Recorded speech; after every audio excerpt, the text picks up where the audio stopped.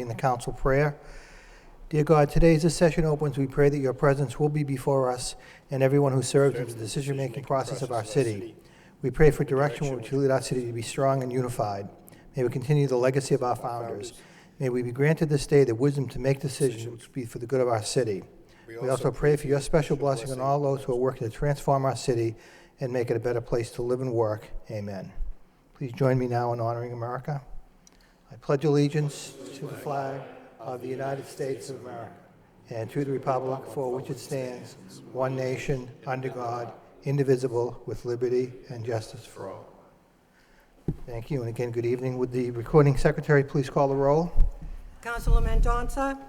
Here. Councilor Mercier. Here. Mayor Milanazzo. Here. Councilor Murphy. Here. Councilor Broderick. Here. Councilor Caulfield. Here. Councilor Dakota. Here. Councilor Elliott. Here. Councilor Martin. Here. 9 present. 9 present. Thank you.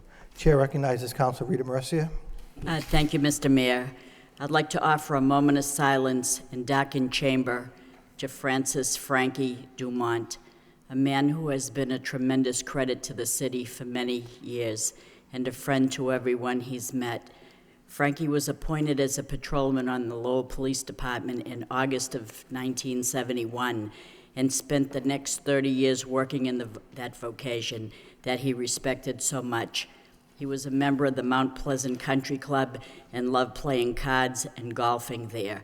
Frankie leaves behind his beloved wife, Sandy, with whom they recently celebrated 26 years of a happy and loving marriage.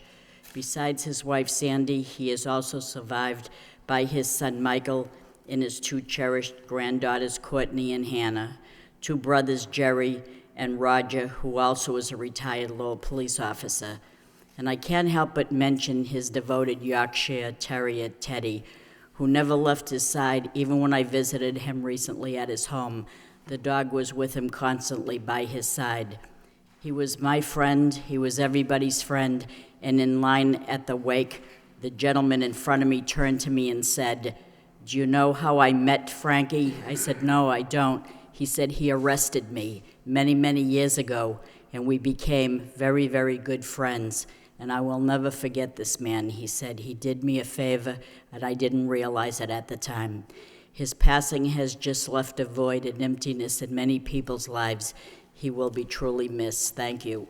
Thank you, Councilor Mercier. May we all rise now in a moment of silence in darkened chambers.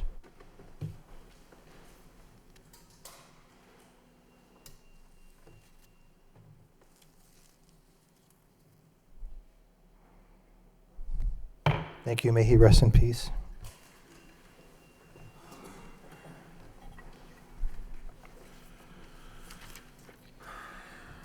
The first item on the agenda this evening, we have a presentation from Crime Stoppers of Lowell, and I'd like to introduce Mr. Richard Vio, who is representing Crime Stoppers of Lowell. Nice to see you, Mr. Vio. Thank you for being here. Good evening, all.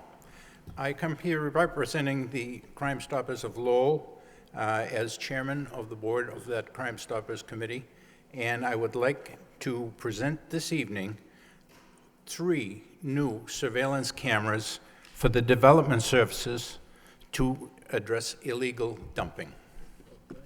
If you would, please.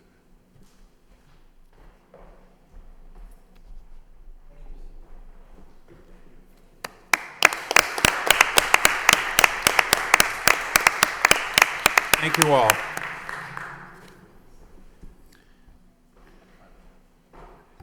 If I may, Mr. Mayor, let me thank Chair recognizes the manager. Thank you again, Mr. Vio. let me thank the Crime Stoppers for their generous donation, and they do really outstanding work. A group of volunteers raising funds and also making those funds available to us for tips and for information to solve crimes that happen in the city. And when Henry Marchand serves as a liaison for my office, and when they were discussing some of the issues going on with illegal dumping, the offer was made to use some of their resources to help us buy some additional cameras, and we always welcome such donations. And they've already been mounted, and they're out there, and this is This isn't a stealth camera. We've took it off so that no one would see it, what it looks like, but they're actually already out in the field, and we know that they're going to prove very helpful to us. So I wanted to thank the Crime Stoppers as well. Thank you. Thank you, Mr. Manager. Councilor Elliott. Mayor, we also got a notice on our desk from Crime Stoppers relative to this, and the notice is a illegal dumping. I don't know if you want to read it, Mayor, or I just wanted to bring your attention and let people know they can call 458-TIPS to report on any illegal dumping. Right. 978-459-8477. Thank you. Councilor Martin. Thank you, Mr. Mayor. It's 459 tips, right? Not 45. So, but I just wanted to acknowledge the work of Crime Stoppers, and particularly Mr. Vio. I know he's a longtime resident of the city, cares deeply about the city, and was instrumental years ago in the fundraising drive for the police van, and so has continued that work with Crime Stoppers and trying to make the city a safer and better place. And so we thank you for your efforts. Thank you very much. Thank you. Councilor Caulfield. Thank you very much, Mr. Mayor. The old cliche is a picture's worth 1,000 words, and it was the cameras who caught people dumping on Plain Street. And I want to thank Richard Veo, the Crime Stoppers. But Richard Veo, this is not his first time at the podium. He has dedicated his entire life to the city of Lowell, and has done many wonderful things. He works at the Golden Gloves and so forth. So, Richard, thank you on behalf of the citizens and the people that you serve for decades. Thank you so much. Thank you. Thank you, Richard. Thank you. Moving on with the agenda, the first item on the city clerk to accept the minutes of both the September 13th and the October 4th meeting. Any comments, questions? Motion by Councilor Broderick, second by Councilman Danza. You have a question, Councilman Danza? Yeah, on the September 13 minutes under unfinished business, we had a list of people, individuals spoke in opposition. One of them, I believe, is supposed to be Dennis Canny. If we could just delete the R from the last name. Yes, okay. Can it was spelled correctly? Correct. Thank you. Dennis Canny. Thank you. So noted. Any other comments, questions? All those in favor of approving both sets of minutes signify by saying aye. Opposed, it's a vote. Mr. Mayor. Councilor Elliott. I also noticed, and we have for the last couple of weeks been receiving minutes of subcommittee meetings. I don't know if we're required to It's actually going to take that up accept on the those. subcommittee. Okay. Yeah, I was going to do that on the subcommittee. If you want to do it now, we can do it now. No, I know that we've been receiving minutes, which is a good thing, from all these subcommittees, so I don't know where it falls under the agenda in the future. Maybe it is subcommittees. Okay. Thank you. Mr. Mayor. Yes, Councilor Martin. Also, on the minutes of the special meeting concerning, yes, of September 27th. They weren't actually listed on the agenda, so I don't know. I'd look for a ruling from the city solicitor to see if, All right. Well, even if we're not going to accept them tonight, I think my question's relevant. Is I believe the public hearing on this item was closed, right, at the conclusion of that meeting. that's correct. And I don't think that's reflected in this. So if these are not on the agenda, I'd suggest we amend these and have them approved at the next meeting. Okay. So noted. Thank you. Under communications, city manager responses to council motions and requests. Councilor Rita Mercia. I think the manager. Oh, I'm sorry. Mr. Manager? Oh, just, thank you, Mr. Mayor. Just a further communication that I did not put in your packet, but I did receive word late last week that the state legislature has passed a supplemental budget, which will mean an additional $1.5 million of local aid to the city of Lowell. Essentially what they're doing is, and this was, I had prior communication with the council back in July about this, that the legislature determined that if there were adequate funds at the close of the state fiscal year, and that would become known when they close their books in September or October, that if there were adequate funds, then they would restore the local aid cut that was made to the cities and towns this past year for fiscal year 12. So that's obviously positive news for us. We're currently, that will come in handy, and I know Councilor Elliott has a motion a little bit later in the meeting with regards to the tax rate, I believe for fiscal year 12, that money will be helpful to us in closing some of the budget gaps that we've identified with the snow and ice deficit and so on. But we also, we're developing plans right now as to how to utilize that money to ensure that it addresses the goals that the administration and the council have set up with regards to reserves and long-term planning, but also it's our intention to bring forward a proposal to use some of that money for some tax relief for the residents, and so we will. That's good news for us. I didn't want to let that information go without noting it for the council tonight. And as I said, we're Mr. Moses and I are going to be sitting down over the course of the next couple of weeks to iron out a plan of how that money should be utilized to the best long-term advantage of the city, including that provision of utilizing at least some of that money for some tax relief to the homeowners.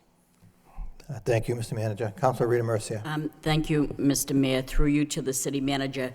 And one of the responses in our packet to the, if there's ever a hurricane or some bad windstorm and the branches fall, is there a drop-off place? And I'm very grateful that you said DPW. However, I was more or less thinking about where they drop off the Christmas trees in different sections of the city. For example, like Belvedere is Colley Stadium, and Centerville would be Gage Field, and Pawtucketville would be the Elks parking lot, and different areas like that. And the South Common would be a spot, and the different places. If we could, like the Highlands had Hadley Park, it's probably hard for someone in Centerville to come across the city with all that stuff. Right. So I was more or less thinking about any strategic place. And this is only pertaining to very bad storms where limbs are falling, not on a regular basis where we're going to use these drop-off places for any little thing, you know. If I may, Councilor, I think that's some great points. And I think that what our intention is for just more minor events to utilize that one location. But certainly if there's widespread damage, we need to staff all of these sites when that happens. So the thought is, certainly for large-scale events, right, we would open up multiple sites across the city and staff them over certain periods of time. Yes. Okay, thank you very much. Thank you. Anyone else on the communication? Councilor Elliott. Thank you, Mr. Mayor. In response to two of my motions, we did get responses back. Thank you, Mr. Manager, looking into a regional household product drop-off as well as the possibility of a recycling location downtown for downtown residents. And we did get a response from Stephen Green, the chair of the Solid Waste and Recycling Advisory Committee, and it looks very promising. They're looking into different options. There's an exploratory committee that's going to focus on collecting surveys and things of that nature. So I just want to let people know, or especially the individual that asked me to file the motion, that plans are in the works, and we'll be getting more information in the future on both of those. So great. Thank you, Mr. Mayor. Thank you, Thanks, Councilor Elliott. Thank you, Councilor.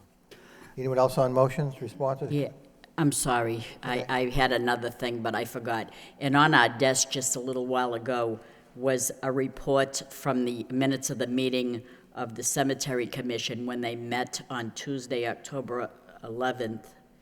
Oh, I don't know, maybe they're meeting this evening, I don't know, but they met on September 13th. This is the minutes of that meeting, where they've revisited the regulations, and I guess there was like a vote to amend the regulations pertaining to the flag policy and establish a policy for lights and vigil candles, and establish a buffer zone for in an area to put decorations and personal items.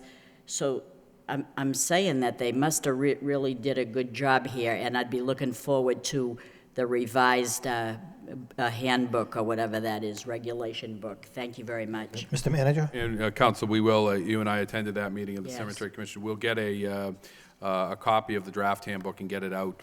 It'll take a while to have that printed up, but we'll get that to the council. Thank I'll you. try to get that for the next meeting. I'm very appreciative of them coming together and looking that over. That's very good. Thank you. Thank you. Anyone else on Council Murphy? Thank you, Mr. Mayor.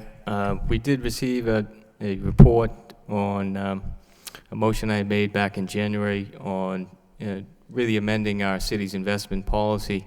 And I did want to thank Mr. Moses for developing a program which really met the intent behind that motion to make more capital accessible to small businesses here in Lowell. And I think do it in a way that hasn't been done on the national level, in the sense that it's much more accountable as far as how the funds might be lent out, and ensuring that that really does get reinvested here in the community. But I don't know if Mr. Moses wants to speak further on just what is entailed with that program. Well, I can give it a short version. It carves money from our cash portfolio that's invested outside of the city and provides funds for community banks, Lowell banks, to either enhance a program that they have for Lowell businesses or to create one. Requires them to market the program, requires that the banks to keep that program open to any business, yet enables the bank to keep their autonomy regarding underwriting. We don't have any say in who they actually give the loans to or how they may collateralize them. All that we ask is that they make those loans available to Lowell businesses and that they report back to us that they've made those loans. We will not disclose any underwriting that they do. This is voluntary. A bank can decide whether they want to sign on, and this is for them.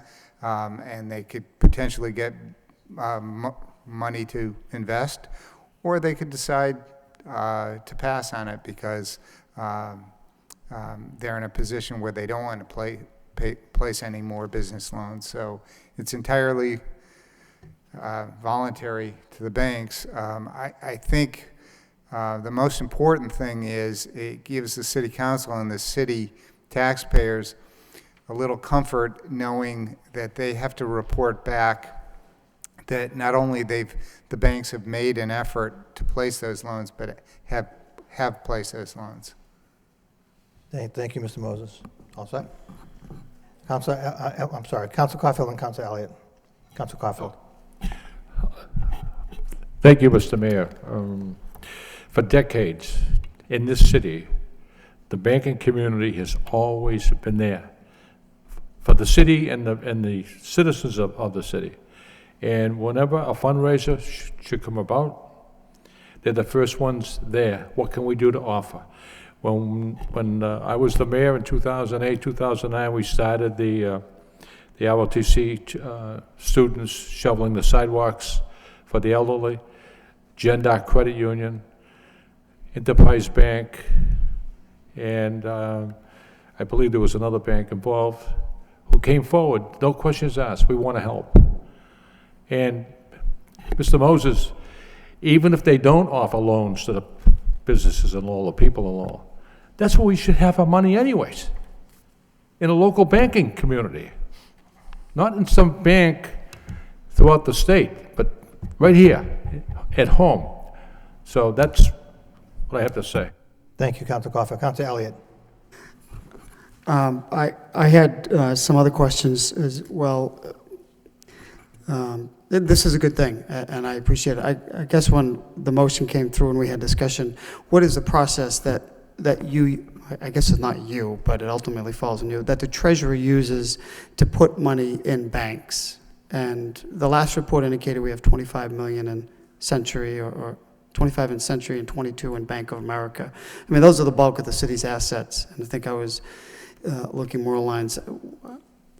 First of all, how much are you carving out for the local banks, and my thought was that more of these assets would go into local banks, that we'd use them for banking services and things of that nature. Part of the money that's carved out is actually going to be dependent on our investment policy. There are state regulations on how much we can have invested in any particular bank based on its size. And sometimes the smaller size of a local bank can limit that. But this policy gives a potential, I believe, of $2 million per bank, in addition to what we have. For example, we currently have $8 million with one local bank. But more broadly, your question on how we invest, it's based on the investment policy that the council has adopted. Make sure the money is safe first. Make sure it's liquid, that we can access that when we need to pay our bills. And then last, to go after the best yield we can after we've satisfied those two things. If all else is equal, regardless of this particular program, we'll invest locally. Councilor Elliott? Thank you. So what was it, how was Bank of America, what was the determining factor to invest $22 million in Bank of America? Bank of America is somewhat unique. We're under contract with them. They're our main bank. They won it at a competitive bid. We're required to keep a certain amount of money invested with them to offset fees that they charge us. Okay. And what about Century? Century is because they offered a great yield. Okay. What deal did they offer? I don't know offhand. Okay. Can you get that? If there's no objection, I have more questions. I'm sure my colleagues do. I'd like to make a motion to refer this to the Finance Subcommittee so we won't have to take up everybody's time and and I'm sure Mr. Moses has more information that he can explain rather than just here. Motion by Councilor Elliott that we, second by Councilor Caulfield, that we refer the report on the new banking investment program to the Finance Subcommittee. All those in favor indicate by saying aye. Opposed to vote. Thank you. Thank you. Councilor Dakota. Thank you, Mr. Mayor. I too wanted to commend Mr. Moses for his efforts. I'm sure as the program rolls out, it might need to be tweaked, but it's a great start. And thank you to Councilor Patrick for bringing this forward, Councilor Murphy for continuing to discuss this as an important issue. Also, I would just like to let the residents know that the date has been finalized for the Downtown Summit, and it will be November 16th. It's a Wednesday from 8 until 10 at the auditorium. Thank you, Mr. Manager, for putting this together. I participated in the last one as well as the Winterfest Summit, and I'm confident that we're going to produce some great ideas and goals and results out of this, so thank you. Thank you. Anything else on communications? Hearing none, motion by Councilor Elliott, seconded by Councilor Dakota, that we accept the communications placed on file. All those in favor indicate by saying aye. Opposed to vote. Next item, communication from the city manager, presentation of the one-year update on development services. Oh, we're having a movie. I'll turn it over to the city manager. Well, thank you, Mr. Mayor, and I will quickly turn it over to Mr. Bakey, the Assistant City Manager for Planning and Development, and Kendra Amaral, the Deputy Director for Development Services in DPD. But let me just, by way of introduction, speak to the fact that it was about a little over a year ago that we brought to the City Council a reorganization plan for inspectional services, an office, a department that had issues throughout the years, and but beyond that was really an area that we saw some opportunities as to being able to do things better. in terms of streamlining our permitting process, making the permitting process more understandable for residents as well as for developers, some opportunities to really improve the accountability that we had within that office. And the council unanimously endorsed that reorganization plan. It was about a year ago, though, that we really staffed up and brought on the people to run this division of planning and development. We've been pleased with the work that's been done and the progress that's been made in addressing many of the goals. There's still much work to be done, but the report that you saw a little over a year ago that was prepared by Rosemary Cashman served as the basis of this reorganization. It's been implemented, and we're continuing to move forward with that implementation. And at this point, I'll turn it over to Mr. Bakey and for a brief presentation that we have on the reorganization itself. Thank you, Mr. Manager, Mayor, and members of the City Council. Good evening. As you can see from the slide that's up, we undertook a process following the City Council's unanimous endorsement of the reorganization recommendations back in June of 2010. We spent a few months getting the space physically outfitted to bring all of the necessary staff from the various departments that were reorganized into a single location, and also hiring the leadership for the new division of planning and development. And I'm pleased to be joined this evening with Deputy Director Kendra Amaral and Building Commissioner Robert Marsilia, who were the two senior people who are now running the implementation of the Development Services Office. When the report was issued in May of 2010, it identified about a half a dozen key areas for improvement and reasons for the recommendation that the city undertake a substantial reorganization.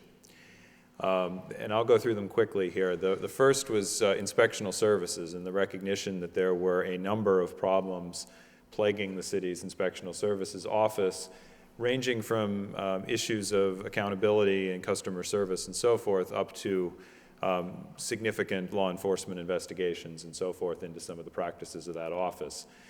That, of course, led to some legitimate questions about whether the inspectional functions of the city were adequately protecting the public health and safety, which, after all, is the primary charge and primary purpose for having permitting and inspection processes. Obviously, it is also important in a city that we be delivering the permitting and inspection services in a customer-friendly manner. If we do not do that, it discourages people from participating in the very processes that are designed to protect their health and safety. Obviously, as a city, we're also interested in issues of economic development, and really the next two items, planning and permitting and economic development, go hand in hand to some degree, and it's important that we do a lot of planning efforts in the city that often involve very significant participatory processes and really work hard to establish what the community's shared vision for itself is. And then we look very carefully at what are the implementation steps that are necessary to help bring us closer to that vision. And we were running into some real disconnects between the recommendations of a lot of our plans and the implementation that was occurring, where the sort of rubber met the road in terms of looking at development projects. On the other hand, we also identify a lot of things that are important to the city from an economic development perspective, and we want to make sure, in order to continue to encourage growth and development of businesses in the city and expansion of our commercial tax base, that when we have positive economic development projects, we are not creating unnecessary hurdles in terms of excessive planning processes and permitting processes, or even a presentation and approach to permitting that is either inefficient, inconsistent, or uncertain for folks who otherwise might be making an investment in the city. And then lastly, we look at it was never a primary focus of the report, but there was the hope in the report that by doing this reorganization, we would see some positive impacts on the city's budget with respect to the delivery of these services. And I'm going to turn the microphone over now to Kendra Amaral, who's really been in charge of the office that has been implementing the reorganization and addressing these problems. And she's going to walk through some of the things that have been being done over the past year. Thank you and good evening, and thank you to the council for the opportunity to speak about what we've been doing. In development services, we do approximately 1,000 steps, processes, and other functions in order to perform the work that is inspections, code compliance, code enforcement, and project review. There is a lot to look at, there is a lot to change and to revise, and we still have a long way to go, but I'm happy to be able to talk to you tonight about a number of things we have done so far. First things that we want to talk about is customer service and inspectional services and how they were performing their job. This is a very important area because we need to ensure that we're making it as easy as possible for them to be compliant so that we can help ensure the safety of the city.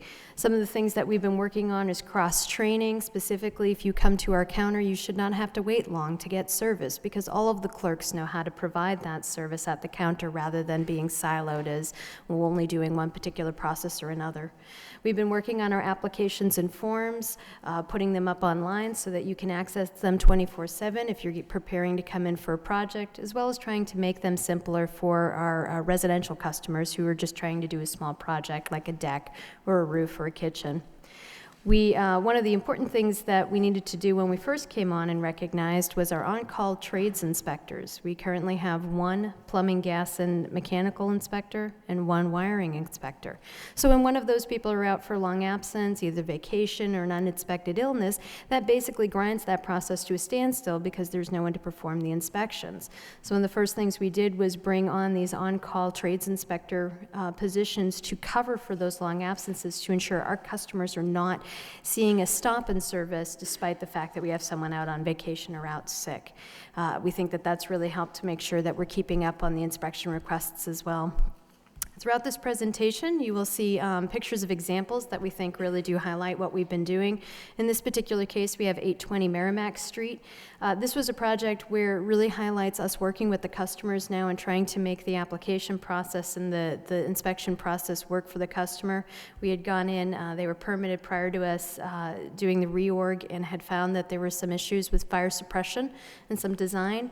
Working with the owner, working with other inspectors in the city, we were able to get to a point where they could resolve their issues and get occupancy when they needed to get it, and ensure that the building was safe for occupancy relative to fire suppression. So these are the things where we're trying to, rather than just putting up walls and saying, no, this is wrong, we're really working through to ensure that the customer is getting fast service and consistent service so they come back when they go to do their next project. We've also started implementing some new programs that we hope to tighten that net of things that maybe fall through the cracks and create possibly unsafe situations or create areas where there's gaps in service. Legal use determination has been a fantastic program. It was started by Robert Marsilia, the building commissioner, and has been both assisting residents who are purchasing and selling property in the city. Banks are now requiring this legal use determination if you're looking at purchasing a property that's of multiple units to get assurance that it should be as many units as you're suggesting it will be in the rental income. Through the use of legal determinations, we're able to provide that for the buyers and the sellers and the banks. And it's also helping us to identify illegal apartments. This is something where we have an example up here of 47 7th Avenue. The owner was interested in a legal use determination for their property, and we determined that the third unit was illegal, and it was unsafe. It didn't have a second safe means of egress, as well as some of the other basic safety needs that are required for a unit. Through the process, we were able to provide the owner with a path to both remedy the issue and make it a legal third unit, both safety-wise and through zoning. So the owner comes out with a property that they can now have very good level of confidence that it can be rented and rented safely, and we know that we have a place where people are living that are living in a safe condition. Cold permit notifications help us to ensure that if you've come in and pulled a permit, we're reminding you that you need to also call for inspections. It is the applicant's responsibility to call for inspections, but oftentimes they forget through the process. And frankly, without getting your inspections and your sign-off, you could actually be jeopardizing your insurance, you could be jeopardizing the sale of your property sometime in the future, as well as possibly your mortgage agreement. So what we're doing is notifying applicants if their project has gone a certain amount of time to let them know that they really should give us a call and make sure that we come in and inspect it. That also ensures that work is being done that's consistent with code and, again, safe. And then the certificate of inspection program. The state building code requires 3 or more multifamily units to be inspected on a regular basis. It's every 5 years. Though Lowell has been doing a decent job of providing certificate of inspections for all of the other uses, such as assembly, movie theaters, bars, and nightclubs. The housing units, we haven't been doing such a good job of the past, so we are ramping up a program to bring the city into compliance within the next 5 years and ensure that all of the multi-units do have that certification every 5 years. Through the certification process, we're again looking at things like means of egress. We're looking at fire suppression and fire alarm, fire smoke detectors, COs, and notification systems. We're looking at basic services, water, sewer, those sort of things to ensure that the units are safe and compliant with code. And through all of this, we're using technology to keep up with this, because there are quite a number of properties in the city, and we need technology to ensure that we're going along. Certification of our inspectors, it's a hot topic, so we will talk about it. 100% of our inspectors are in full compliance with the state for their certification. In terms of our building inspectors, you cannot receive provisional appointment without having the state approve you to sit for the tests that you're required to take in order to get your certification. All of our inspectors have been approved for that and are in the process of getting their certification, so they are in complete compliance with the state requirements. We also have a number of inspectors who are fully certified, and I know that has sort of missed the discussion. Our health inspectors are required to be certified, and they all are. Our trades inspectors are required to be certified, and we also have our plans examiners certified. So we really do have a very professional, experienced team here that is capable of doing the job and has really shown some great progress in addressing the issues. We have over 95 years of combined experience in building alone in our division, so we are quite lucky to have the expertise that we do. Public health and safety. One of the things that I think Robert and I have noticed the most since getting here is when we go through a file to understand what's going on with a particular case, we find that there are a number of things that had been either started and not finished, or noted but never followed up on. Issues such as violations, such as noticing that something's going into disrepair or something isn't safe at all. A notice may have gone out, but then nothing happens from there. So what we have been working on is identifying what those are and pushing them forward. An example that you see here is the Sun Building, which the facade repairs that are needing to be done. Many of you have seen the scaffolding that's been outside, that sort of low scaffolding to protect the pedestrians from any facade displacement from the pressure of the building. We have been working very closely with them, and the building commissioner has been leading the charge to push them to both improve the pedestrian safety along Prescott and along the front of the building, but also to get to permanent repairs, get to a point where the facade will not be a danger to the public. This has been something that's been on the radar for a number of years, and we are seeing progress. I think if any of you have driven by, you'll see about half of the new pedestrian protection is up as of today, and the repairs should begin, the temporary repairs on the facade to get us through the winter. We also do regular staff meetings internally to talk about outstanding cases and figure out creative ways to push them forward. 160 Middlesex Street is a great example. With all the snow we had this past winter, snow loads were becoming a real concern for properties, and this building in particular was collapsing under the snow load. It's a building that was under historic jurisdiction, and there had been some holdup between what to do with the safety of the building and to address the city's historic goals and needs. And working together as a team, we were able to get to the point where this building both could be taken down for safety of the pedestrians and the people around the building, but also now a solution is coming up where a building will be going in its place that meets the city's historic goals and preservation. So we've gotten to a solution that needed to be done as a team and really could only be successful as a team.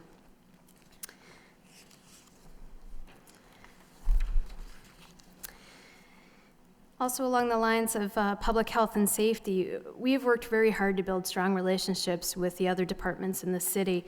Fire prevention and police are big ones. Fire prevention, because we're doing inspections at the same places they're doing inspections, and by being able to coordinate our efforts, we're providing the customer with a consistent feedback, consistent information, and ensuring that people aren't hearing different things depending on who walks in the door.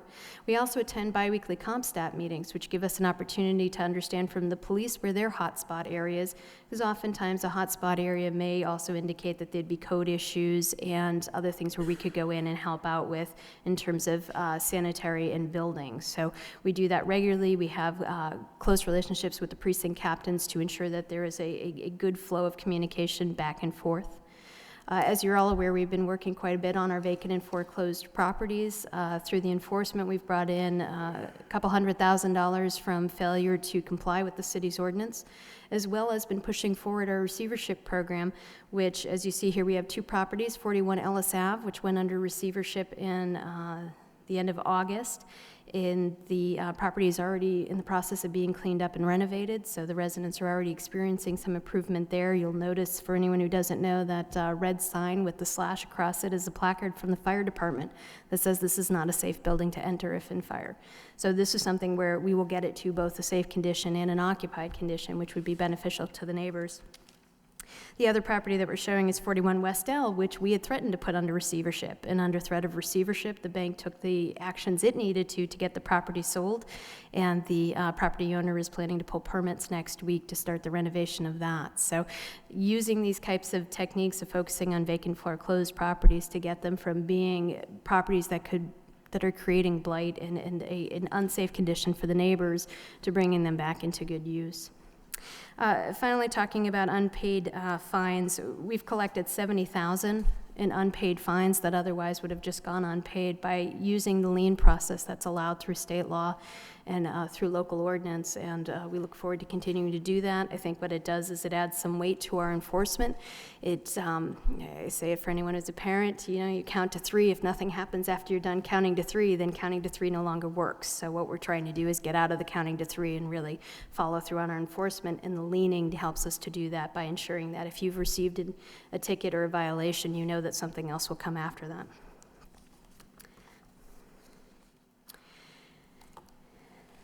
For enforcement, we really have had to take a look at how we do enforcement and how we ensure that we're not stopping at just sending out a letter, checking it off the list, and moving on to the next thing. We've been doing that through really following our processes through, going straight through to court filings. We've recently just re-ramped up our court filings for building code violations. We've been going very strong with our health code violations for the last year. We're also working with neighborhood groups very closely to address their concerns to ensure that we're seeing those through to completion so that they're feeling and seeing the results they need. Our example we put up here is 24 Jewett Street. This, I know, has been a property of concern for a number of years. The top picture is our before picture, and the bottom picture is our after. And this was, again, from us following this through from notification to violation through to court filings. The after occurred by us filing with the judge. It did not need to go before the judge. The property owner did decide to remedy the property before she got before the judge. So this is how us doing follow through on our enforcement can really have a good impact. Customer service is a very important focus for us. It's actually one of the things that I push at the most. It doesn't matter who walks in the door. It doesn't matter what their name is or what they're looking for. We should always be treating our customers with the best possible service we can. So we've been working on a number of initiatives to ensure that we're doing that, including our pre-permitting consultations, which allow us to sit down with project applicants who may have a more complicated project or even some simple projects, such as a deck or a kitchen remodel.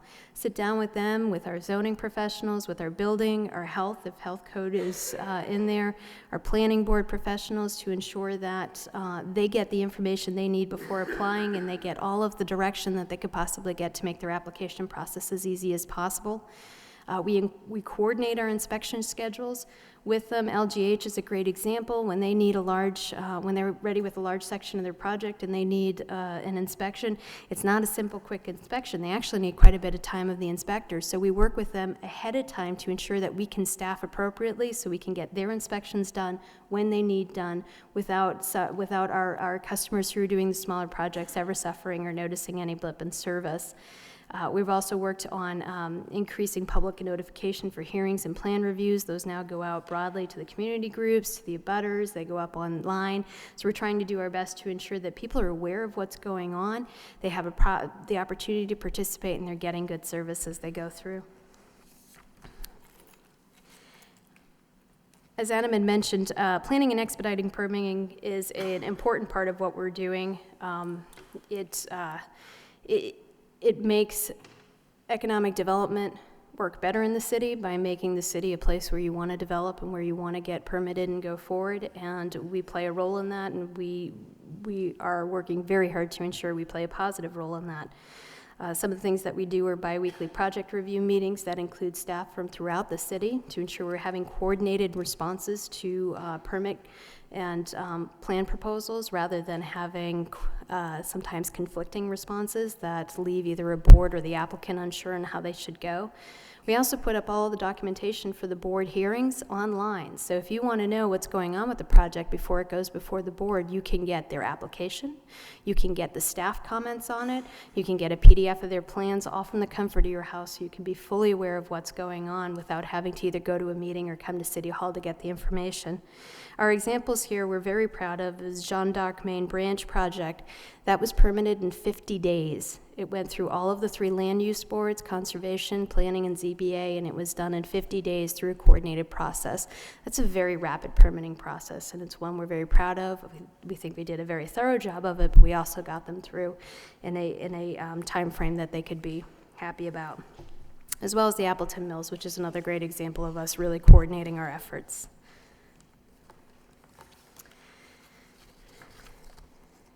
Being one division with project review and code enforcement, we've had the opportunity to have a real comprehensive focus on our sustainability initiatives through application reviews, grants, programs, our flat-free permits for solar projects, which the council supported and helped pass, and our applicant assistance efforts. So we're trying to walk applicants through the process to provide and to do sustainable projects that meet our goals. And we've also had a real focus on the historic district through compliance outreach. So not heavy-handed enforcement, but outreach that is supportive of the property owners. Our 2 examples here are Loft 27 solar panel project, which was permitted for a 327 kilowatt solar project, which we would love to see take a look at, but the historic board did a great job and you won't be able to see it from the street. As well as the 30 Market Street brick repointing that many of you can see as you drive downtown. It's maintenance of a historic building and is being done through cooperative outreach.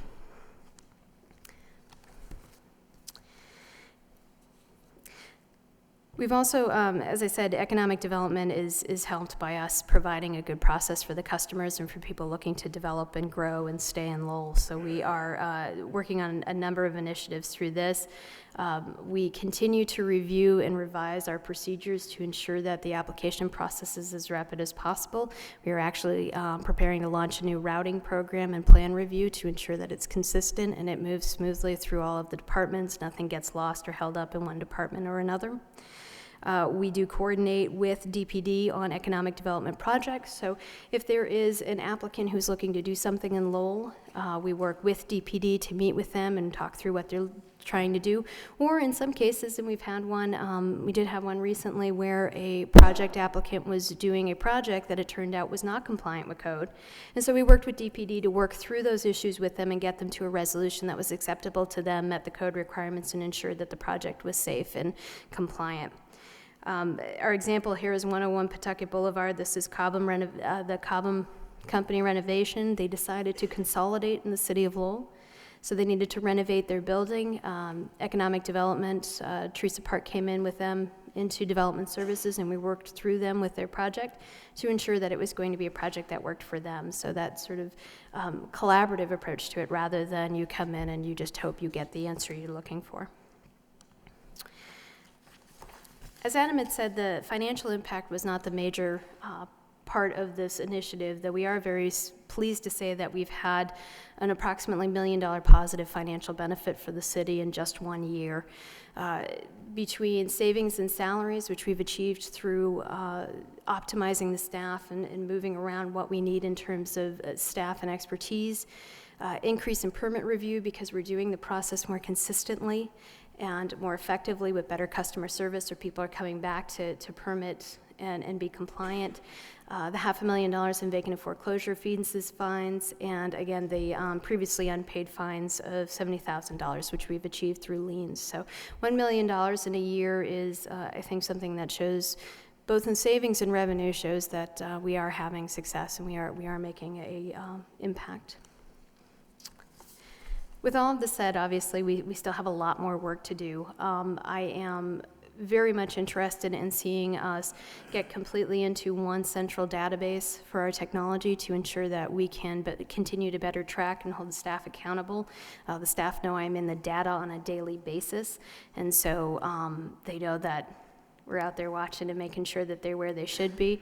I'd also like to see us use technology for the customers to make permitting even easier. If we could get to a point where people can apply for their permit online in the comfort of their home for those simple projects, I think, again, that will eliminate some barriers and help people to stay compliant and be compliant with their projects.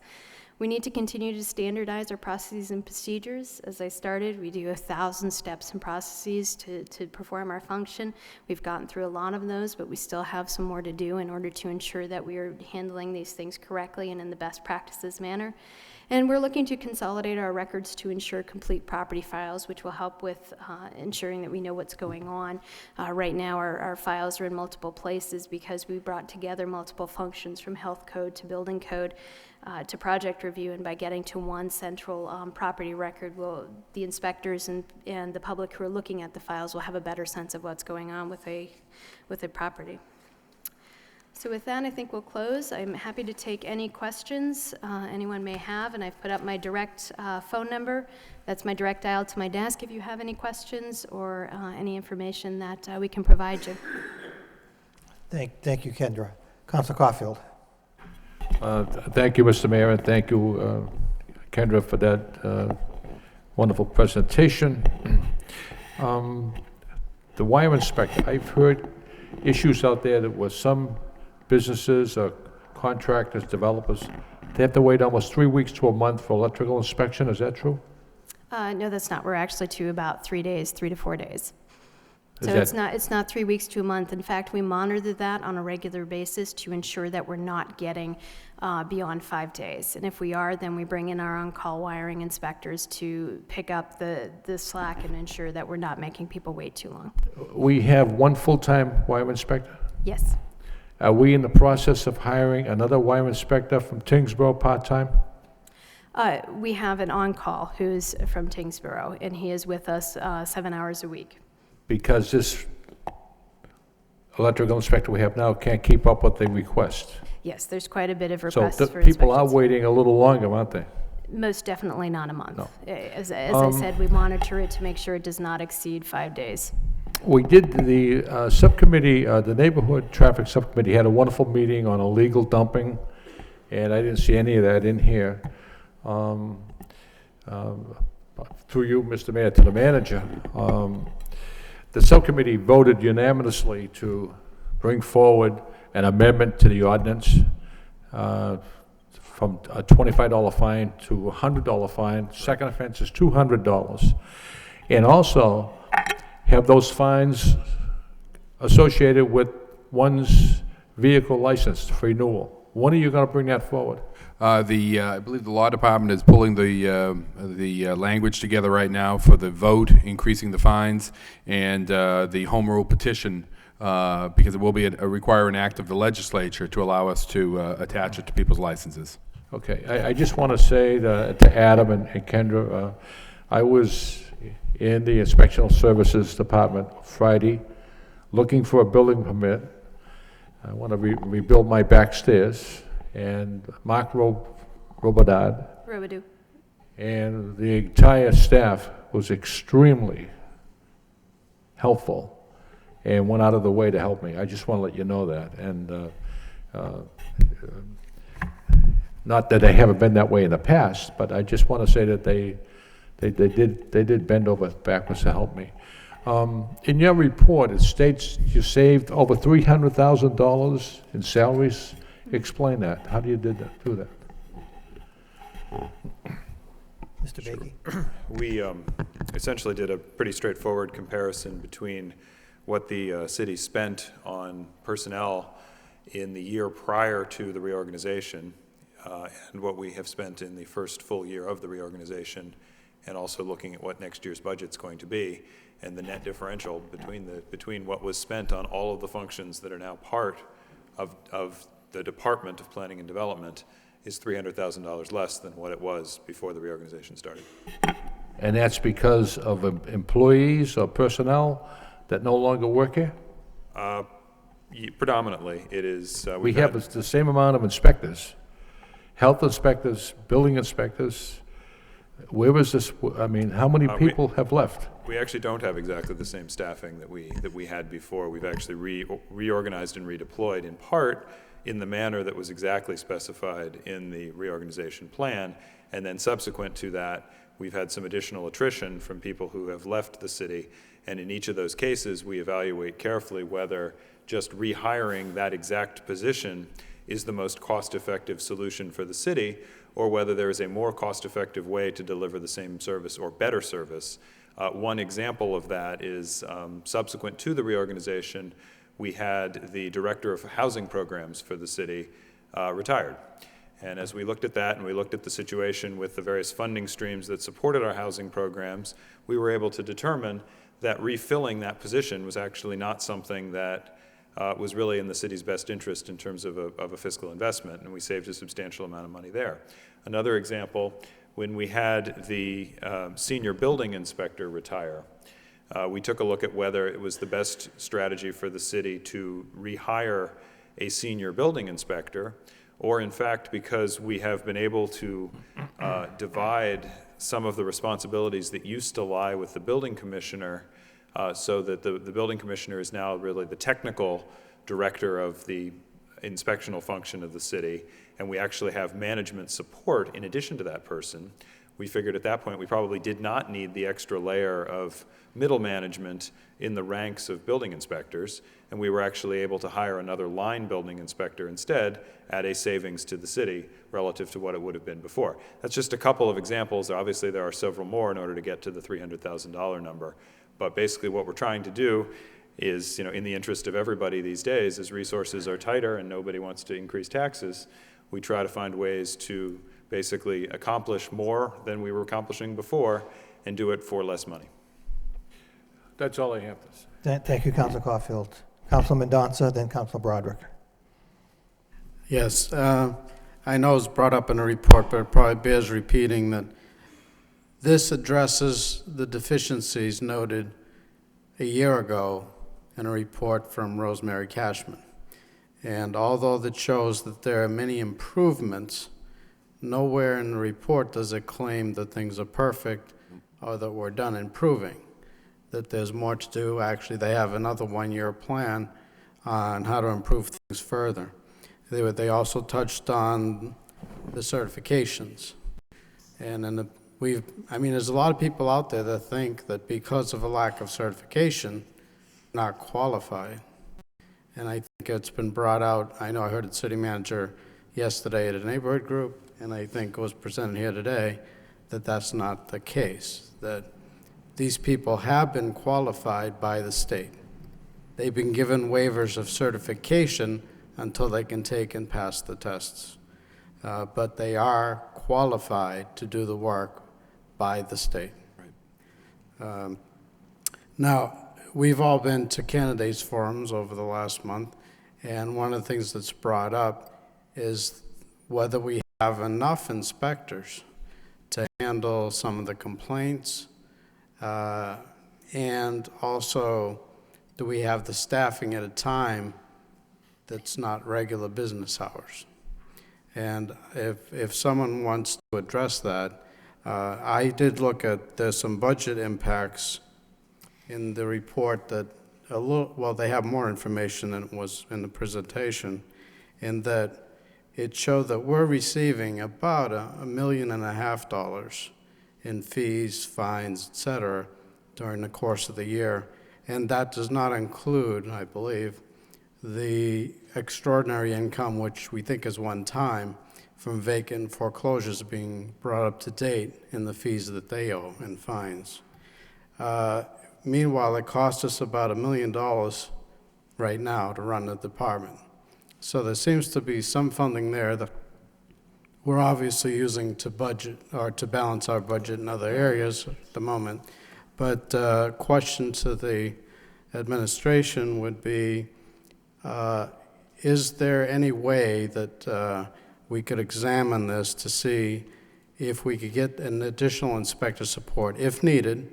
We have a vacancy. Maybe that's one of the reasons that I've heard complaints of they're not being able to address and get out to inspect properties that are being complained about. And the other thing is, could we create staffing positions that are not the normal 8 to 5, that are available on a weekend or later in the day when to address some complaints? So through the mayor. Mr. Manager? Well, there's a number of questions there, and let me try to respond to each of them. The money that we receive, that roughly $1.5 million. If you did a full cost recovery, and there are consulting firms that come in and they can do this and fully load everything in, I'm guessing, because we haven't done this, but I'm guessing that you would probably find that the $1.5 million of revenue probably equals $1.5 million of expenses, because a full cost recovery analysis would also include the overhead of the benefits of each of the employees, and that would include health insurance, pension, workers' compensation coverage, and so on, as well as the cost of administering this service within the city, which would require, for instance, certainly a certain portion of Mr. Bakey's time, a certain portion of the treasurer's office time, and you load all of those in. I think you would find that we would probably come close to that $1.5 million, and I have seen that done in other communities, because it is pretty standard, I will say, that the building departments bring in a little bit more revenue than the actual direct salaries and direct costs that go with that operation. Having said that, if there's an issue with not having enough staff, we would certainly look to first at the deployment of the existing staff to determine whether there's a way that we can remedy any type of shortcomings, and if not, then we would come forward with a plan to increase the staffing. We actually had a meeting just earlier today, one of our staff meetings, where we looked at some of these issues of how long it takes to respond and deal with issues, and there's been steady improvement over the course of the last 8 or so months, since we've been really able to generate the data that allows us to analyze that. And we're seeing certainly the trend is towards continual improvement in that area. But again, as we move forward, we'll look at that in more detail. With regards to the weekend coverage, that is a common issue, I think, again, in almost every community, particularly in an urban area like Lowell, and certainly one that we're open to. You know, we tried to do that with a number of our other functions, with our parks and DPW. We now have increased coverage, and certainly I think that that's something we'd be willing to look at moving forward. There is some oversight that needs to take place, though. That's always an issue, that you have to make sure that there's actual work to be done during those periods of time, and that, in fact, there's some monitoring of what's taking place by those employees. And there's obviously collective bargaining issues that go with that. But certainly, you know, we see city government as being a 24-hour operation, and we'd be willing to certainly explore that moving forward. Perhaps someone has some additions to that? I do just want to add that The greatest demand is for the sanitary code inspectors on the health code, the external minimum maintenance, the trash and recycling, and the dumping, and we have down one position, which has been posted. We're very happy to have received 26 applicants for that position and are going to the interviews in the next week or so. So I do believe filling that position will also help to improve our response time. Yeah, well, in addition to that, when I saw the vacancies listed, I realized that's probably part of the reason for the deficiencies. Another thing that might want to be analyzed is, obviously, generally when you go out and do an inspection, there's a fee involved, maybe not so much with the health inspectors, but most of the others, to see if there's enough need for an extra position that would in essence self-fund itself if there were enough work, that the fees collected would pay for the position and reduce the overall response time. So that might be something to do, is to, I'm sure they got plenty of work to do already, but if they could do the analysis of, can we bring someone else on and generate enough revenue with that person so we're not burdening other city finances or the taxpayers, but at the same time we could improve the service. Should be something to look at. We'll certainly take a look at that. Thank you. Thank you. Council Broderick, then Council Murphy. Thank you, Mr. Mayor, and thank you to Adam and staff for putting together the update. I think a lot of progress has been made, and restructuring is not a reorganization. It's not an easy task, and I think that they've worked out a number of kinks, and I'm glad to hear that there's more work to be done or planned to be done. I have one question. I think the biggest complaint that I get as a city councilor is from residents is the length of time it takes to get a permit for home repairs. That's right.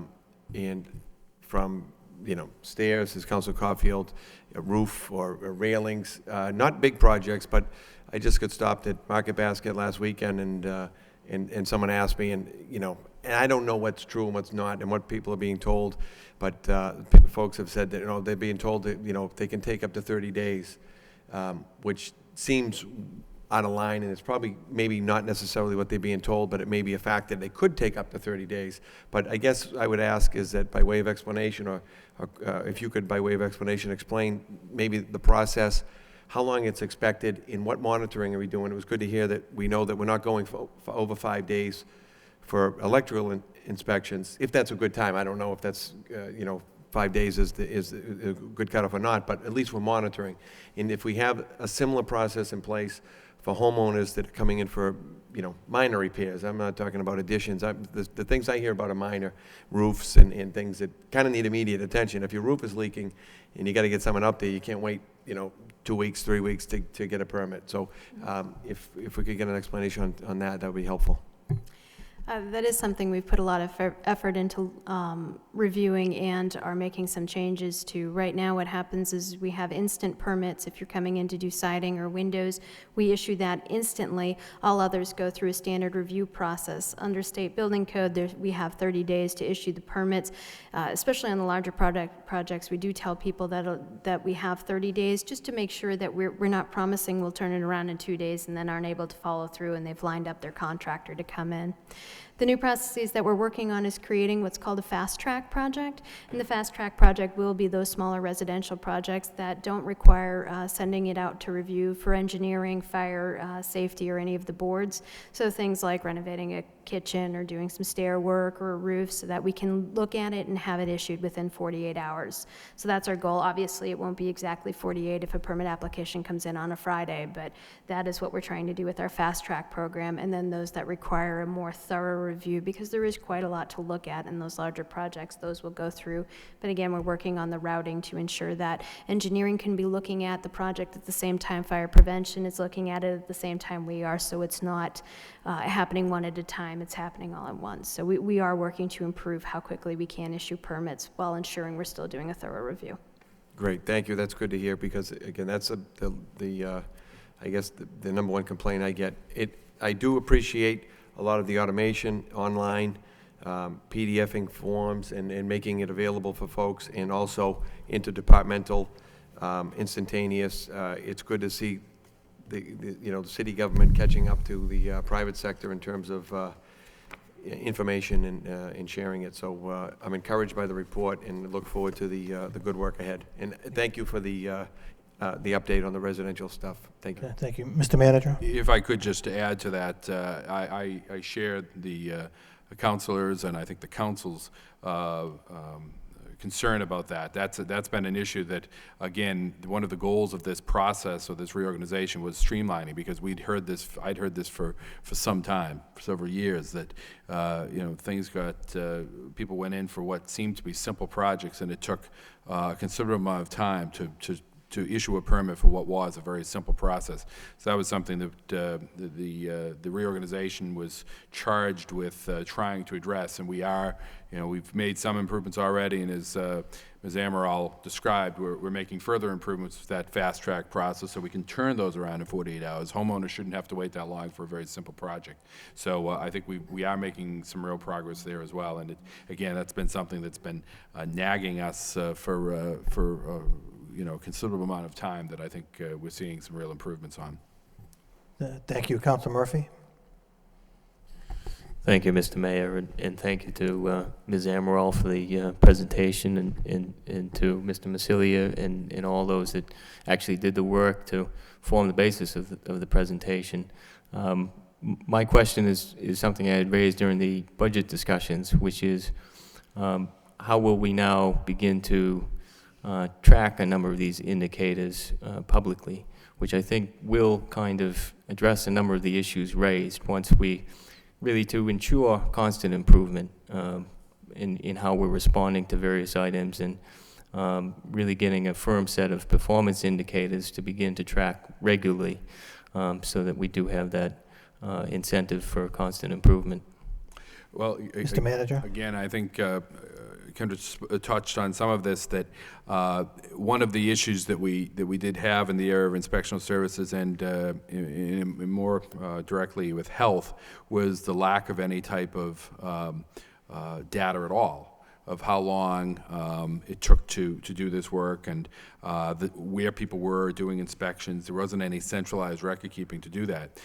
That's a pretty simple process to automate that, but it was taking some time, and that's been a goal of the reorganization, is to automate all of that with our Munis, the relevant Munis module that for permitting, that allows us now to track all of that, and on a inspector by inspector basis, on a overall basis, and on a property basis. So we only have several months worth of data at this point, because it's been a year that we've been in place, but implementing this has taken some time. The building department had already done some work on that, but in health it's been more of a rollout within the last few months. So as we build up that data, we went through some of that today, that the data that we have is only, in certain categories, is only several months old, so you really can't get any good trends off of that. But I would say that come budget time next year, we should have a better sense of all of that, and then moving forward, it should be relatively simple. But again, you can only measure what you have data for. And that's been the problem. We just haven't had data in those departments up until quite recently. Thank you. Okay, thank you. Councilor Rita Mercier? Thank you, Mr. Mayor. I, too, want to say what a very detailed and very interesting report that you presented here this evening, because to me it is very important that we don't discourage businesses from coming into the city that are going to be frustrated with all the permitting process and not having any cooperation, and residents in different sections of the city that want to rehab their property and make it look aesthetically pleasing for their neighbors in that particular neighborhood, no matter what part of the city we're talking about. And we want to streamline this department so that they're not going back and forth and being discouraged and giving up and saying, forget about it. I'm not going to start my business here. It's like pulling teeth. We don't want that impression here in the city. So having said that, I know that we had at the back of the book a report, and it talked about expedited permitting. That would have been in May of 2010, and it said the permitting process with various departments can sometimes be lengthy and cumbersome and not user-friendly. And I know that that has changed, so that's a good thing. Having said that, I hope that people, when they come in here to pull a permit for a foundation, and they go to the treasurer's office and they do realize that their taxes and all the fees are all paid and the taxes are paid, that they don't have to keep going back and forth. Did we streamline that process? Because I'm thinking of the treasurer's office and all the times I have to deal with this same issue for the same property or location. You know what I'm saying? We call that pinballing, and we do everything we can to reduce the pinballing that happens for customers having to go up and down and over and sideways. So are we reducing it? We are looking at that process and doing everything we can under the law to ensure that we reduce the amount of times that people have to go down. If we can, we're working with the CFO and the Treasurer's office right now to see if we can have a sign-off that lasts for 90 days or 100 days, so that if someone has come in and received that sign-off, even if they pull a different permit altogether, they don't have to go back down to the Treasurer's office for a certain period of time, so that we can ensure that they're not getting pinballed back and forth to the various offices. Because if we're talking about one address, that address should be upstairs in your department saying, oh, this is the address, we've already cleared it here, there's no need to keep going back and forth. Yep. That's frustrating, and we're trying to eliminate that. I agree, and we are working on trying to do that, as well as making it so that you can put in your treasurer release form possibly before you even come in through online or some other way, so that all you have to do is stop by, pick it up, and you don't have to go up and down, up and down. And having said that, and be the biggest complainer of all, someone I know who owns property that had a business move in quite recently on Chelmsford Street, that Subway, said that he was treated very fairly, and he was very impressed by your department. So I thought I'd just portray that and deliver that message to you. Thank you. Thank you. Anyone else on the report presentation? Councilor Elliott? Yes, thank you, Mr. Mayor. I agree. A lot of work has been done from the initial report in a year's time, and I also agree that there is some more work to be done. One of the recommendations from Rosemary's report was on personnel, and I know there's been a lot of discussion of it, but I think I asked this question at one other meeting, but one of the recommendations, number 5, in the report, I think it's on page 6, if you want to look back to the first report, stresses the importance of hiring qualified individuals and not who knows who, and we bring them on. So knowing there are some deficiencies, and I understand your point that according to the state, they're in compliance or they're provisional, but why didn't we bring people on that were certified, that were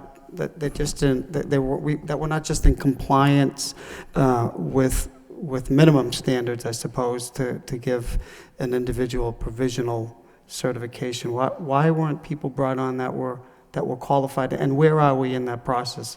Are they all certified? Are they through the process? Because I don't know, and I haven't seen other than some information in the newspaper report. Where you're smiling, Mr. Manager? Do you know something that I don't? No, I think we've gone over this multiple times, and I think that I smile mostly because of the comment that they're not qualified. All of the people are qualified. They haven't received their certifications yet, but that doesn't mean they're not qualified, just the opposite. They've been qualified by, if I may, they've been qualified by us in terms of hiring them, but they've also been qualified by virtue of the fact that the state has reviewed their backgrounds and determined them to be very qualified and eligible for appointment as inspectors. Did Mr. Sandlin get qualified? No, and he's no longer with us. Did he sign up to take the test to become certified? I don't know off the top of my head. But in the case of Mr. Sandlin, who's made the decision to leave the city of Lowell, if you look at his resume, which is public and has been made available to the Sun as well as to others, including posting on our own website. Here's a man who has built, $100 million parking garages and massive buildings throughout the state. Has been, the project superintendent and project supervisor. He has a tremendous amount of construction experience, and very frankly, he's made the decision to go back into the private sector where he will do quite well. But and Mr. Bakey, I'm sure is going to respond to some of this, but your question of why don't we hire certified, we will if they apply and they're qualified and they come with the proper background checks. And I know I addressed this at one other council meeting where I believe you asked the same question. The last time we hired a building inspector here in the city of Lowell, we had one resume from a certified individual, someone who'd already been certified, who'd worked in another community and had come here or applied here. And we were all set to move forward with him. And then we did reference checks. And we determined that he wasn't the type of person that we wanted to bring on to our organization based upon that. So certainly we will bring on certified people so long as they are qualified, they have the necessary reference checks. And one of the problems we do face, and I know that you were quoted in the newspaper, Councilor Elliott, as saying that with the salary that we're paying, we should be able to find people. But I think if you look at the neighboring communities and see what they pay to their building inspectors, you'll find that generally speaking, they're all paying more than the city of Lowell will pay for a building inspector. And it makes it very difficult to have someone leave a job in another community, which they have security, which they have a different type of work environment that might exist here in the city of Lowell, and they're making more money, and telling them that they should come here. So it is a challenge for us, but certainly if people are certified that want to apply, and they meet our other criteria, and they're willing to come in for this salary, then we will hire them. I appreciate that, Mr. Manager, and that's what I did say in the newspaper. Sometimes companies, when they put out an advertisement, they do a solicitation, they don't get the right candidate they want, so they go out to re-advertise. Maybe we should have thought about doing that. And maybe explore other areas where we can get certified. Teachers are not hired on a provisional basis. They have to pass the test by the state. That's the state requirements. I happen to think it's a serious issue that we hire certified individuals in a timely manner, and if they are given an opportunity to take the test, that they apply and they take it in a timely manner, and we follow up on it. It's a serious issue, and if we have to talk about it, we'll continue to talk about it when we have porches falling down. Well, Counselor, that's really... Mr. Manager, I let you speak, and I let you have your say, and I think it's only polite to let me do the same. So it is an issue. The report came forward, and I have a question about it. I have concerns about it. I mean, is that Mr. Marsilia? I've never met him. Yes. I mean, he wasn't. We had a qualified individual, as far as I know, that applied for the position, but we didn't hire him. So when I say, why aren't we hiring individuals that are certified, that live in the city, and then we don't, you can understand what the concern is. So that's my thought on that one. The second one, we talk about permitting issues, and I agree. That's one of the chief concerns that I hear from people, including small projects or large projects alike. I was happy to see that there is a stipulation for, is it called, to let individuals know cold communication, a cold permit notification, because just the other day, a developer in the city, a very reputable developer, we all know him, and he wasn't afraid to let me use his name, Daily Construction, received a $300 fine because he had a piece of property on his land, and he had a building permit, and he would have, and the permit expired. He admitted that the permit expired, and he was in not complying, but a simple phone call, he would have moved the piece of equipment from the property and rather than giving him a fine. So being more business-friendly, working on the streamlining the permitting process, these are good things that are coming out of the report. So I think those are all the questions that I had. A lot of them were answered in other questions from other members. So thank you, Mr. Mayor. Thank you. Mr. Manager? Mr. Mayor, if I could just respond to a couple of comments that Councilor Elliott made, and I apologize for jumping in. I get a little too exuberant perhaps sometimes. But in reality, Councilor Elliott brought up the issue of teachers. In fact, teachers can be hired without the necessary, they're required to have a master's degree, and they're given 5 years to get that. Similarly, the state approves that. Similarly, we do that with our inspectors, and I think the same applies to a number of other professions. Actually, I had someone contact me after the last meeting where we had this same discussion that advised me that it's quite common in the medical world to have people come in without the necessary, all of the necessary certifications in place, and they are allowed to practice until they, for a period of time, until they become fully certified by the state. So it's pretty commonplace.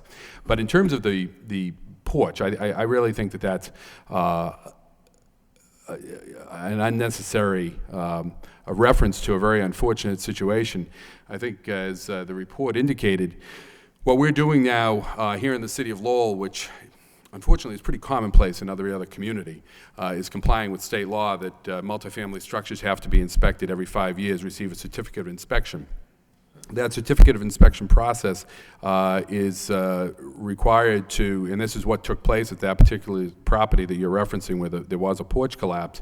The certificate of inspection process is designed to look at issues of fire safety with regards to egress, smoke detectors, and there's a whole checklist that goes with that. It is not intended to look at structural issues that are hidden. And the way a porch is connected to a property is generally hidden, and you can't see that. That's, unfortunately here in the city of Lowell, it seems to us from the records that we've looked at that those inspections, to provide those certificates of inspections, never occurred.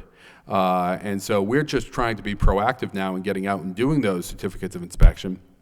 It happened that one of the properties that we went out to, and they met all of the necessary requirements under the statute and under our local procedures, did have a very unfortunate situation where a porch did collapse, but that porch was not inspected. The inspector that was out there that was doing his job, making sure that the checklist was being, of items were addressed, and it did pass the necessary requirements, and seeing a porch that somehow was going to let go a month later was not seen by anyone.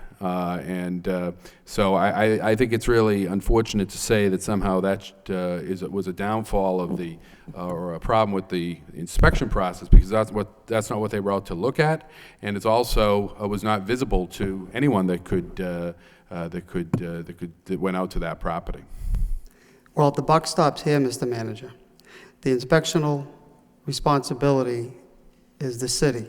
So but they weren't you inspecting could the say porch. Whatever you want. The bottom line is we're responsible for inspections. No. So when I bring it up, I have another issue, Mr. Mayor, that I could bring up rather than Is it related to the spend time on this. It's related to the report? Yes, related to the report, and it's on information and using the MUNIS system.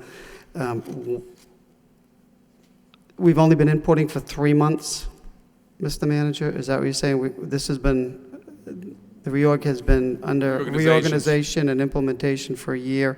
You've only been inputting the data for 3 months? Or? Certain categories are 3 months. Kendra, do you have some fill in on that? For MUNIS, we've been using MUNIS for our building inspections since we started. We have been incorporating the sanitary code inspection effort over the last couple of months, specifically when trash and recycling inspections were absorbed by development services. We started inputting that through MUNIS. So we are adding additional functions to Munis on a regular basis. So it does take some time to add them in, and we are trying to get to them on a priority level to get them all into the So system. who's doing that? The inspectors, clerical staff, or? Yes. The clerical staff, when it comes to applications and complaints, they enter that into the system. The inspectors result their inspections through the system. Permits are issued through the system. We do violations through the system as well, and we're adding more and more to it to ensure that we're as automated as possible. What is the data, does the data analyst do anything in this, Lowell stat or city staff? Yes, the data analyst. Inputs the information, or? Oh, no, the data analyst doesn't input the information. The data analyst analyzes the information.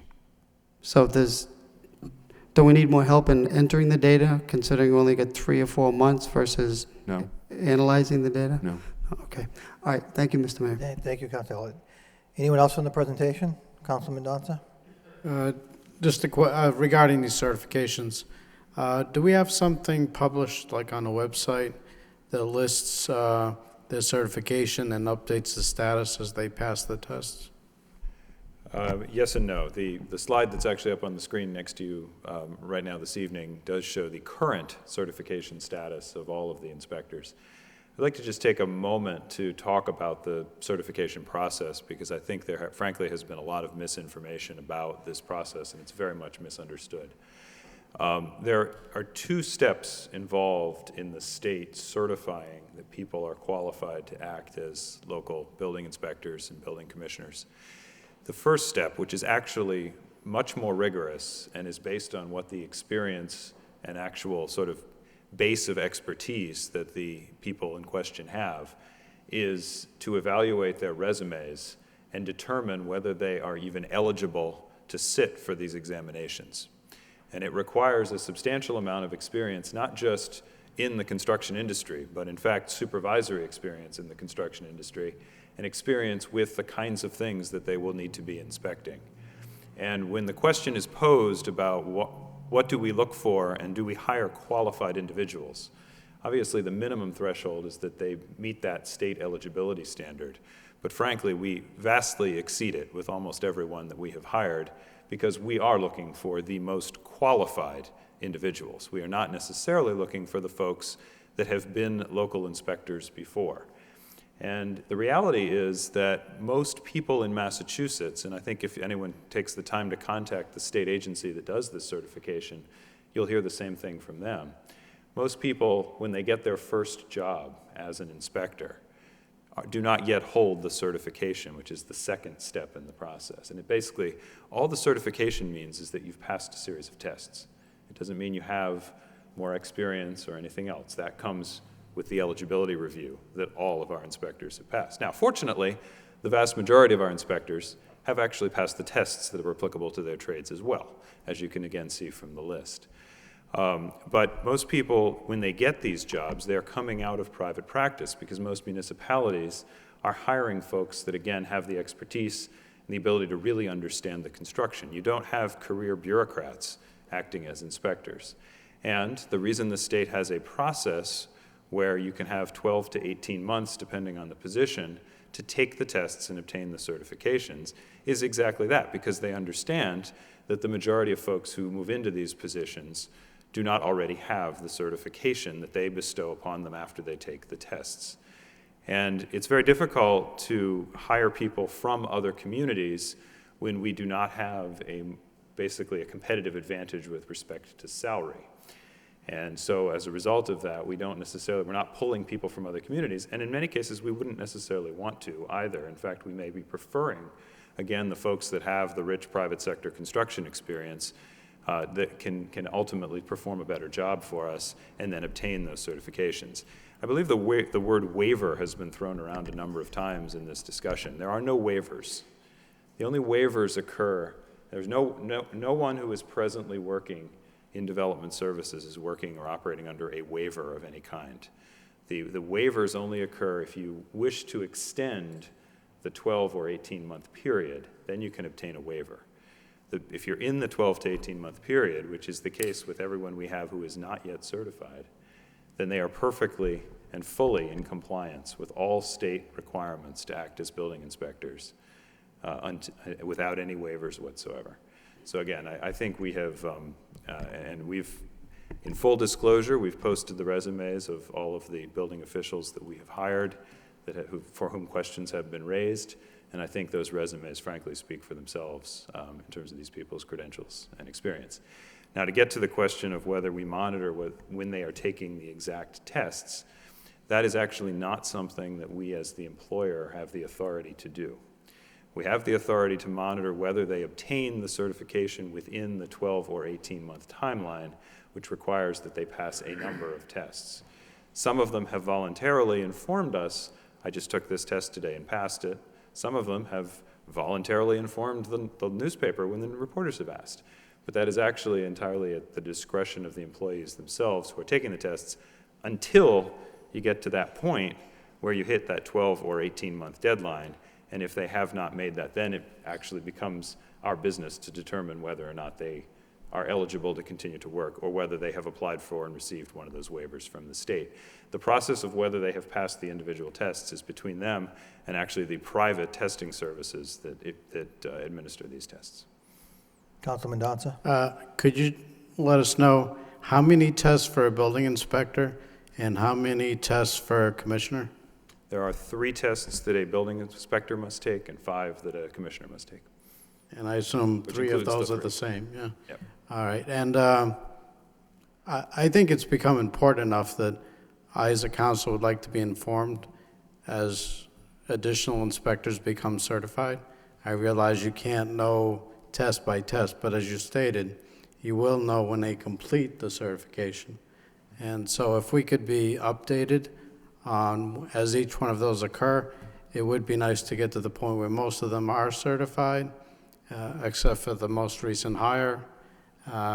They'll be easier to manage the department, and everyone will have a greater assurance that they understand the code, not just the construction trade, but that they've shown that they can at least take the test and pass it.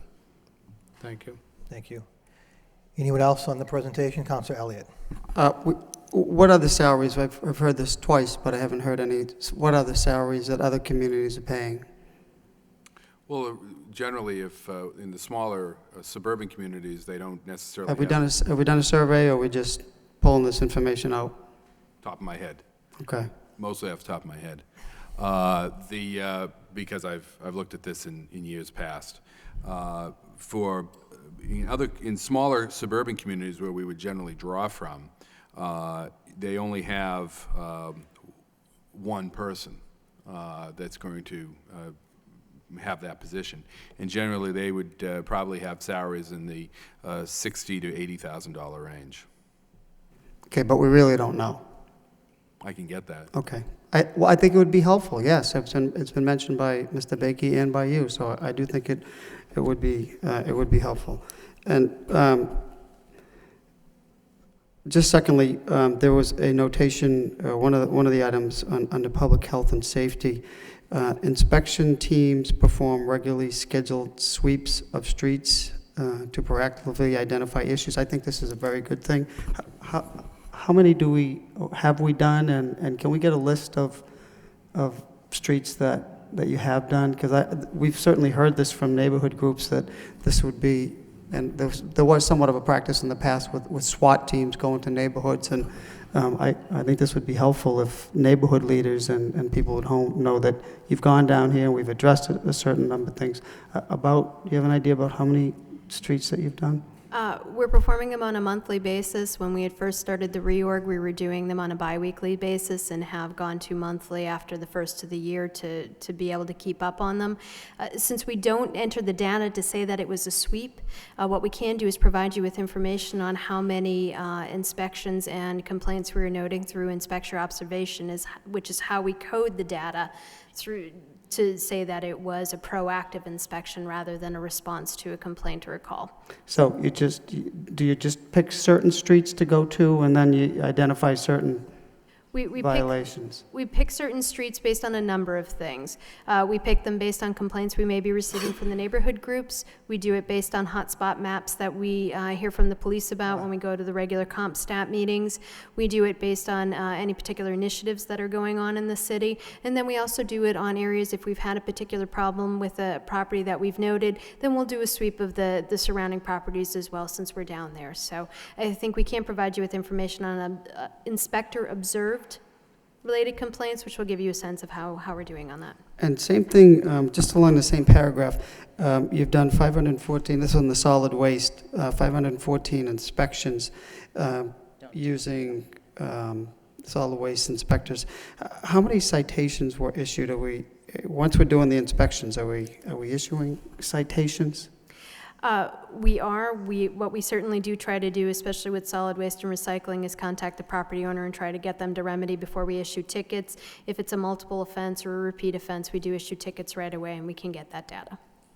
Could we, I think that'd be helpful, because that was the other complaint that we get. There's a lot of people not in compliance with the new solid waste law, and if you're doing 514, it'd be interesting to know how many citations were issued. And I know the other side is collecting that money, but at least we're out letting the public know that we're issuing citations. Okay, thank you. Thank you, Mr. Mayor. Thank you. Anyone else on the report and the presentation? Let me thank Adam and Kendra and Robert for being here this evening, and we look forward to getting additional updates along the way. Motion to accept the report as a report of progress by Councilor Mercia, seconded by Councilor Mendonça. All those in favor signify by saying aye. Opposed, it's a vote.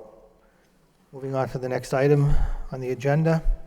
In City Council vote, authorizing the city manager acting through the Department of Planning and Development to apply for, accept, and expend funds in the amount of $993,016 for the United States Department of Housing and Urban Development for homeless assistance services. Whereas since 1987, U.S. Department of Housing and Urban Development programs authorized under the McKinney-Vento Homeless Assistance Act have been a major source of federal assistance to states, local governments, and nonprofit organizations for meeting the needs of homeless individuals and families. And whereas it is widely recognized and accepted that these and other programs designed to assist homeless persons are more effective and efficient when carried out through carefully planned and systematic local approaches, otherwise known as the Continuum of Care Systems, and whereas the City of Lowell is the lead entity of the city's Continuum of Care Homeless Program Initiative, which over the past 10 years, in cooperation with the city's homeless housing and service providers, has secured over $12.5 million in Continuum of Care homeless assistance funding, and whereas the City of Lowell must approve the application for funds and submit the application to the United States Department of Housing and Urban Development for funding, now therefore be it voted by the City Council of the City of Lowell that the city manager on behalf of the City of Lowell and acting through the Department of Planning and Development is hereby authorized to apply for, accept, and expend funds in the amount of $993,016 from the U.S. Department of Housing and Urban Development for homeless assistance services. Be it further voted that the city manager acting through the Department of Planning and Development be and is hereby is authorized and directed to take the necessary actions to fully implement the planning and execution of various projects, programs pursuant to and in conformity with the McKinney-Vento Homeless Assistance Act, and further authorized to execute on behalf of the City of Lowell any and all documents as may be required in connection with the aforesaid application. Second reading by title and City Council vote, authorizing the city manager acting through the Department of Planning and Development to apply for, accept, and expend funds in the amount of $993,016 from the U.S. Department of Housing and Urban Development for homeless assistance services. What's the wish of the council? Move approval. Move approval by Councilor Elliott, seconded by Councilor Broderick. Roll call. Councilor Mendonça? Yes. Councilor Mercier? Yes. Mayor Milanazzo? Yes. Councilor Murphy? Yes. Councilor Broderick? Yes. Councilor Caulfield? Yes. Councilor Dakota? Yes. Councilor Elliott? Yes. Councilor Martin? Yes. 9 yeas. 9 yeas, thank you. In City Council vote, authorizing the city manager to execute an assignment of lease regarding 65 parking spaces for the Edward J. Early Jr. parking garage located on Middlesex Street in the City of Lowell. Whereas the City of Lowell granted an easement in January 2008 to the Cambodian Mutual Assistance Association of Greater Lowell Incorporated for 65 parking spaces in the Edward J. Early Junior Parking Garage, and whereas the CMAA in May 2009 leased with the city's consent the 65 parking spaces to HCL Acquisition LLC, and whereas HCL is desirous of assigning its lease to the Lowell Community Health Center Incorporated, which by its term expires on March 31st, 2038, and whereas the City of Lowell, acting through its Department of Planning and Development, is supportive and approves the assignment of lease from HCL to LCHC.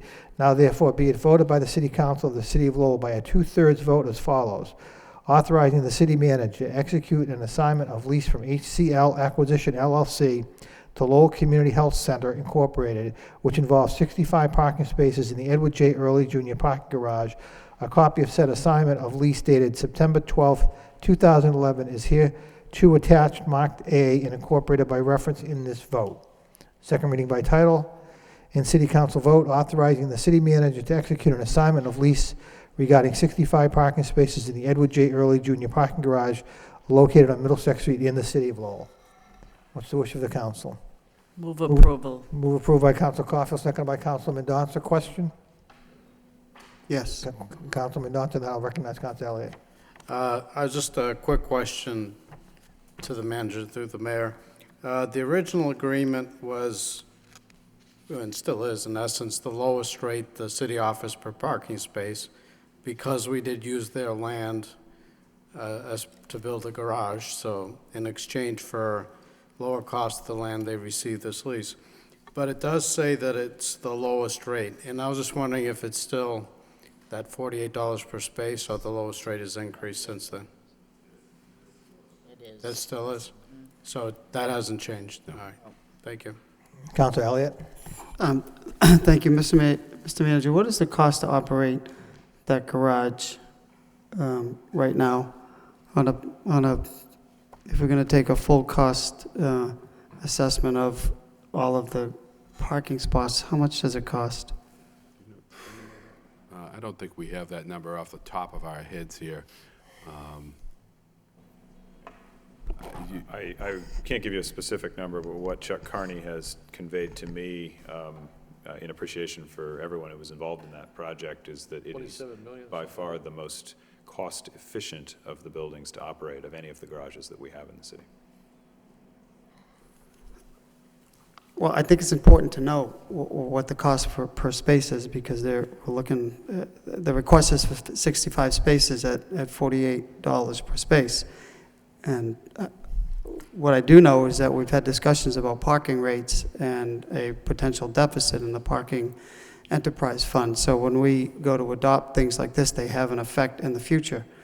So how come we're not looking at any increase?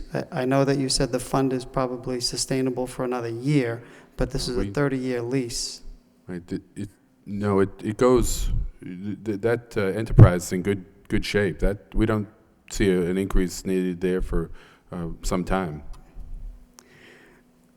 So going back, so is this garage sustaining itself? Are we, rather than rates and fees and, excuse me, not rates, fees and well, obviously this parking garage, meters supplementing the garages? Because that's essentially what's happening. We look upon this enterprise, it's a total enterprise. So obviously this garage has the debt service associated with it that the other garages don't have. We can't charge more at this garage than we charge at the other garages. No one would park here. The total enterprise is running in the black, and it will be for the foreseeable future. And but if you look at just this garage, it probably is running behind because it does have that debt service for that $21 million construction. So, but you couldn't charge the amount that you want just for that garage, so that it runs in the black for that garage, because you'd have to raise the rates to a point that would be cost prohibitive. And you'd have to, frankly, you'd have to lower the rates for the other garages because those are running. There is any debt service with those. You have to look at it as a total enterprise. Well, that's not how I would put together a project, Mr. Manager. If we're going to spend X amount of dollars on a loan authorization, you come up with, in fact, that's how this was presented. We're going to have office space or retail space on the bottom, and then X amount of spaces. So it'd be helpful and good to know how much it does cost for this garage or others. And I think that only makes sense. Whoever's using them should be paying for them. My second question is, I guess I'm confused. Why is it, I understand that there was a lease agreement, but first of all, this is backdated to September 12th, 2011. Why is that? And secondly, I guess I don't understand this whole situation. First, the CMAA had it, and then they designated HCL as the lessor, and then now there's a new lessee. Why is the city involved in this? Mr. Bakey? I'll try to explain the, sorry, the entire, it is understandably a little bit confusing. When the city was setting out to construct the new parking garage, the CMAA at the time, the Cambodian Mutual Assistance Association, owned 50% of the land that was ultimately used to build the new garage. That land appraised at the time at something close to $500,000. Instead of paying the CMAA $500,000 for that land, which would have increased the amount the city had to borrow, and therefore the debt service and all the associated costs, the CMAA agreed to take, I think it was a $25,000 cash payment and this 30 parking space easement lease agreement, essentially, that is now before you. And however, because the city wanted to retain a reasonable amount of control over who ultimately was going to be parking, and one of the advantages that the city has in the way we operate the parking system in the downtown is that we essentially have a monopoly over the structured parking in the downtown. By granting an easement in the building to the CMAA, we wanted to make sure that that however the CMAA ultimately used that easement wasn't in some way undermining our other operations, and they agreed to that. So as a result, the city has to, not only did the city council have to approve that original agreement with the CMAA, but now anytime that the CMAA wants to lease or assign their lease to another party to use the spaces in question, that needs city council approval as well. And that's what's going on here. The CMAA had leased their space, their rights in the garage, to HCL Acquisitions, which was essentially a company that was special purpose entity that was created as a subsidiary of the Architectural Heritage Foundation and the Bank of America Community Development Corporation that owned the CMAA building, actually technically still does own the CMAA building. They also owned the Adden Furniture building behind. They sold a portion of the Adden Furniture building to the Lowell Community Health Center. And as part of the terms of their deal with the Lowell Community Health Center, the Lowell Community Health Center would get the rights to use these parking spaces that the city provided to the CMAA in exchange for the CMAA's land, and the CMAA provided to HCL Acquisitions. But in order for that to happen, in order for that conveyance to occur, because of the original language in the city's original easement with the CMAA, the city council needs to actually endorse that assignment. That's what we're here looking at this evening. So if the CMAA does not own that building anymore, why is there that easement? We gave it to them. I mean, when the city acquired the land that the CMAA used to own, on which the garage was subsequently constructed, at considerably less than 5% of its market value, what we compensated them with, and the council voted on this, was an easement of 65 spaces in the parking garage. And that is essentially the easement that's now being assigned to another party, simply because the CMAA no longer has a presence on Jackson Street. They don't need it themselves, but they still have that real property value that we conveyed to them as an easement, and they have the right to assign it, and that's essentially what they're doing. But again, there's a check on that process to make sure that the city's interests are protected, and that's what we're here for this evening. So does the CMAA, did they sell them or lease them to American Heritage? Now American Heritage is selling or leasing to Lowell Community Health Center? Yeah, the CMAA leased the spaces to the HCL Acquisitions. Do we know how much? That's where the number of the lowest rate that the city charges is the rate that the CMAA charges to HCL Acquisitions.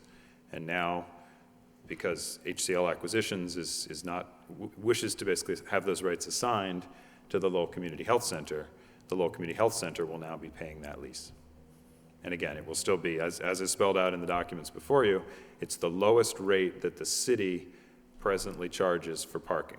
So that's a way that they can't undercut the city's parking operations by charging a lower rate than we do in our own building, which obviously that wouldn't be in the city's interest. This way, they're charging basically the same as what the city would be charging for the same spaces. Okay, thank you, Adam, that was helpful, thank you. Thank you. Council Caulfield and Council Broderick. Thank you very much, Mr. Mayor.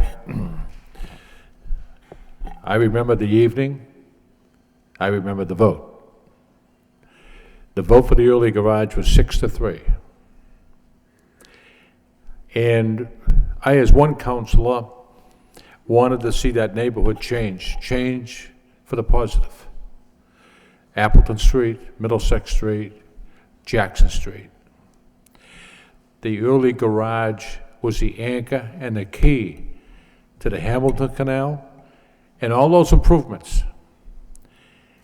And I ask anyone in these chambers, where would you put 900 cars right now if you didn't have that garage? On Central Street? Merrimack Street? No. The original vote was for $19 million. Then I believe because of the oil crisis and the cost of construction material, it went up to $21 million. The garage has been taking a beating over the head because the bond was for $27 million. The other $6 million was for improvements to the other garages that we own and to upgrade everything around the garage, sidewalks, lighting, and so forth. What do we have now? We have Garcia Brogan, we have the registry, we have businesses in that garage, and people do have a place to park their car. I remember the vote with the CMMA that they were going to be part of leasing parking spaces because of the eminent domain taking of the land. Just look at the Lowell Community Health Center that's being developed on Jackson Street. An empty, dilapidated building that was sitting there deteriorating in front of your eyes. If you didn't build that garage, you would never see any development in that neighborhood. And I remember that night there was a strong debate, let's build a surface parking garage. Hello? A total waste of money. I voted for that garage, and I still think it's one of the best votes I ever had taken. And if the garage wasn't there, I don't want to be redundant on this, but if the garage was not there, you wouldn't see the Appleton Mills or any other development happening in that neighborhood. Thank you. Council Broderick. Thank you, Mr. Mayor. I agree with a lot of what Councilor Caulfield just said. But basically, I think Mr. Bakey hit the nail on the head. We already voted on the lease. We call it an easement here. It's essentially the same thing, 65 parking spots. We voted on it in 2008. We can't even enter into negotiations about rates or anything else. That should have been done back in 2008. However, all this really is, I think, is approval of their assignment of this. It's called a, I call it a lease, but they're calling it a, what do they call it? An assignment. An easement. So basically, all it is to approve the CMAA letting Lowell Community Health Center use the spots that we already leased out for 30 years. So it really doesn't matter what the rate is. They can't do anything to undermine us, and that's why they're here. So I'm going to support it. Right. Move approval by Councilor Mercia, seconded by Councilor Dakota. Any further discussion? Roll call. Councilor Mendonça? Yes. Councilor Mercia? Yes. Mayor Milanazzo? Yes. Councilor Murphy? Yes. Councilor Broderick? Yes. Councilor Caulfield? Yes. Councilor Dakota? Yes. Councilor Elliott? Yes. Councilor Martin? 8 yeas, 1 absent. Thank you. In City Council, order of taking to take by eminent domain certain easements, both permanent and temporary, in certain parcels of land in the city of Lowell for municipal purpose pursuant to General Law, Chapter 83, Section 1, so that the city may lay out, construct, maintain, and operate a system of sewers and drains in public and/or private ways as is necessary for public convenience and/or the public health, and to comply with an EPA-mandated reed interceptor storage project. Motion to waive the full reading by Councilor Murphy, seconded by Councilor Mendonça. All those in favor of waiving the full reading signify by saying aye. Opposed, it's a vote. Second reading by title. In City Council, order of taking, to take by eminent domain certain easements, both temporary and permanent, and certain parcels of land in the city of Lowell for municipal purposes pursuant to General Law, Chapter 83, Section 1, so that the city may lay out, construct, maintain, and operate a system of sewers and drains in public and/or private ways as it is necessary for public convenience and/or public health, and to comply with an EPA-mandated reed interceptor storage project. What's the wish of the council?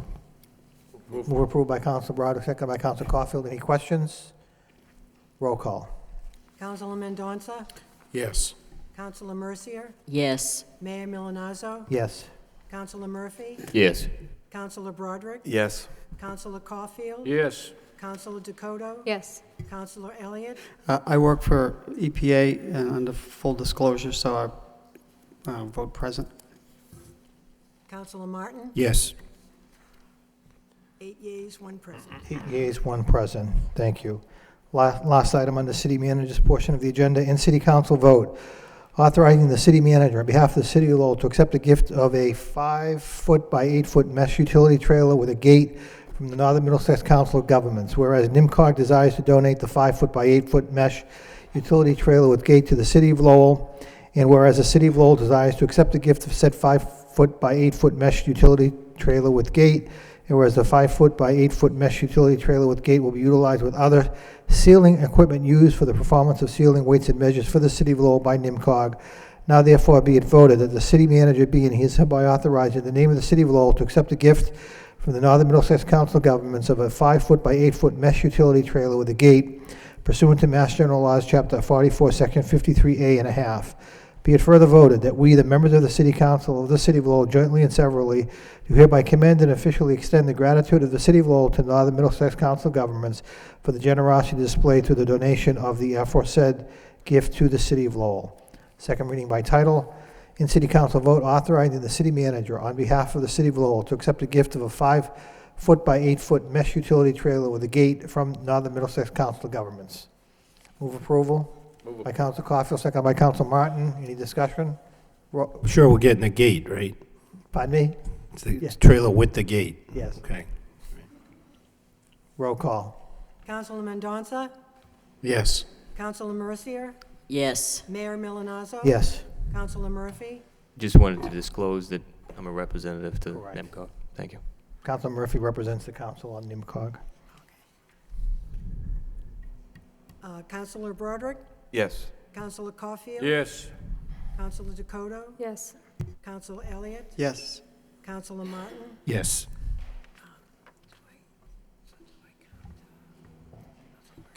9 yeas. 9 yeas. I'm sorry, Councilman Mendonça.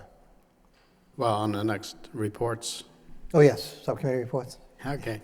The inaugural meeting of the Clerk Oversight Subcommittee will take place a week from today at 5:30. It's being scheduled. I hope all the members can attend.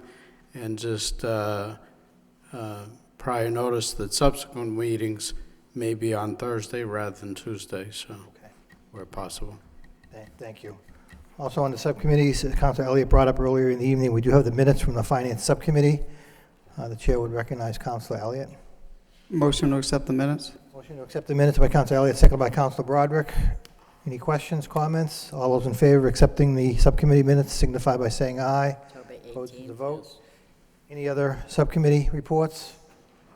Hearing none, moving on to general petitions. We have one petition, we have one claim,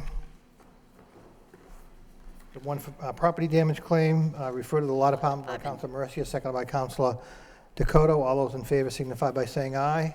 Opposed to the vote. Thank you.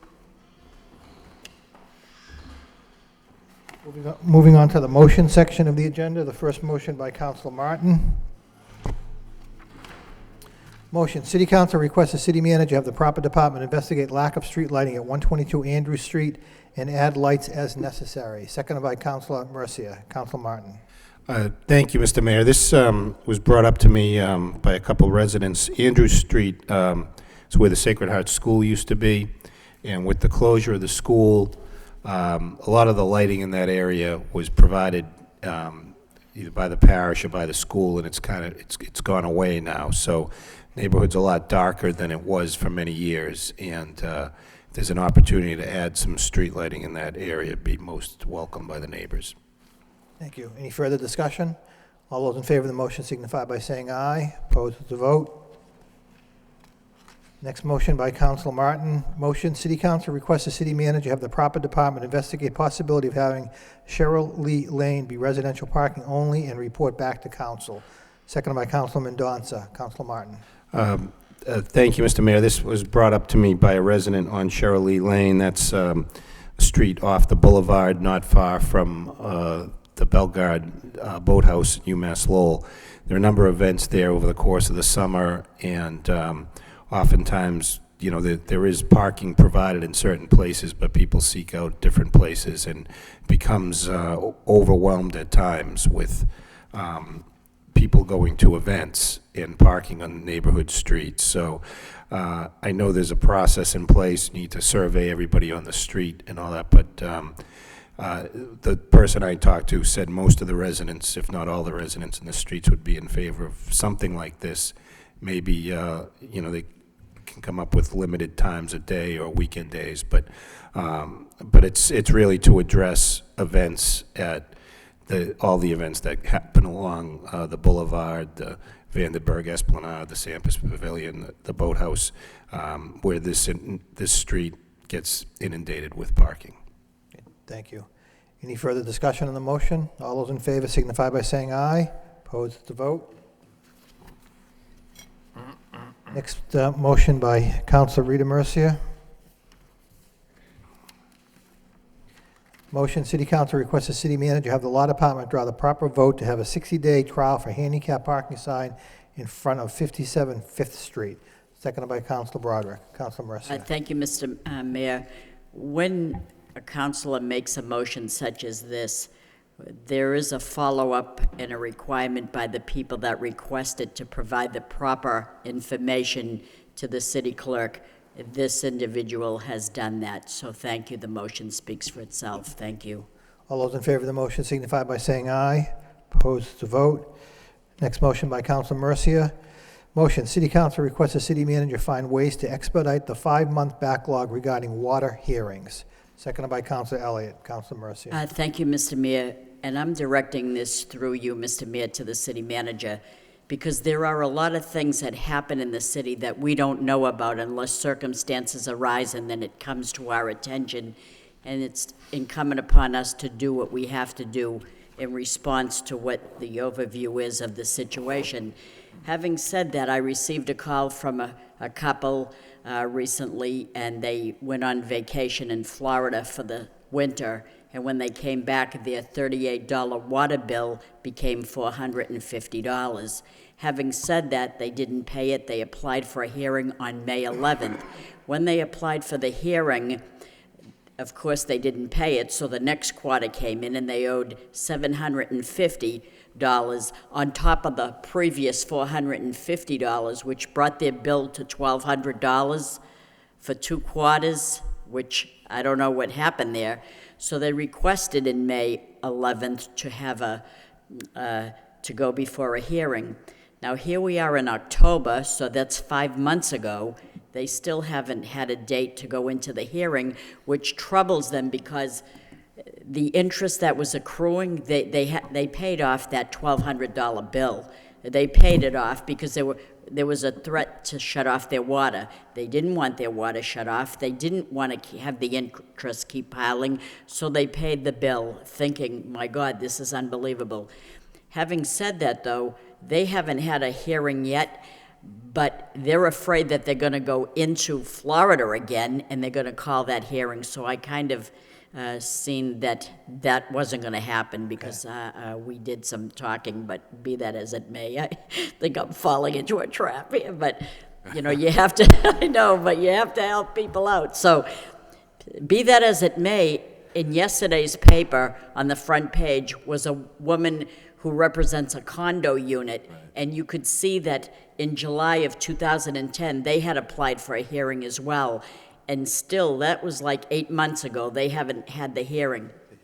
So upon further checking, I'm understanding there are people out there that are, it's over a year that they haven't had a hearing. And it's not to fault the water board that is in existence, because they're so inundated with back responses. They do 18 hearings once a month. Now I'm thinking, with all due respect, I know how it is to, you know, volunteer your time to be on a board, and I know the people that are making up this water board, they're very efficient people, conscientious, they don't even have to be on this board, but, so I'm not faulting anybody here. I think we gotta figure out a way to expedite this. Maybe we set up 2 water boards and do it in an interim basis, one at the beginning of the month and one at the end of each month, until we can catch up on the, you know, the backlog of this. It's ridiculous, and it shouldn't be. It's not a good thing in the city when you want to have a hearing to be heard and you got to wait 6 and 7 and 8 over a year. That's not. Mr. Manager? That's not customer friendly, is it? In other No, words? no, it isn't. And I want to look into the specifics of the Yes. case that you've brought to my attention.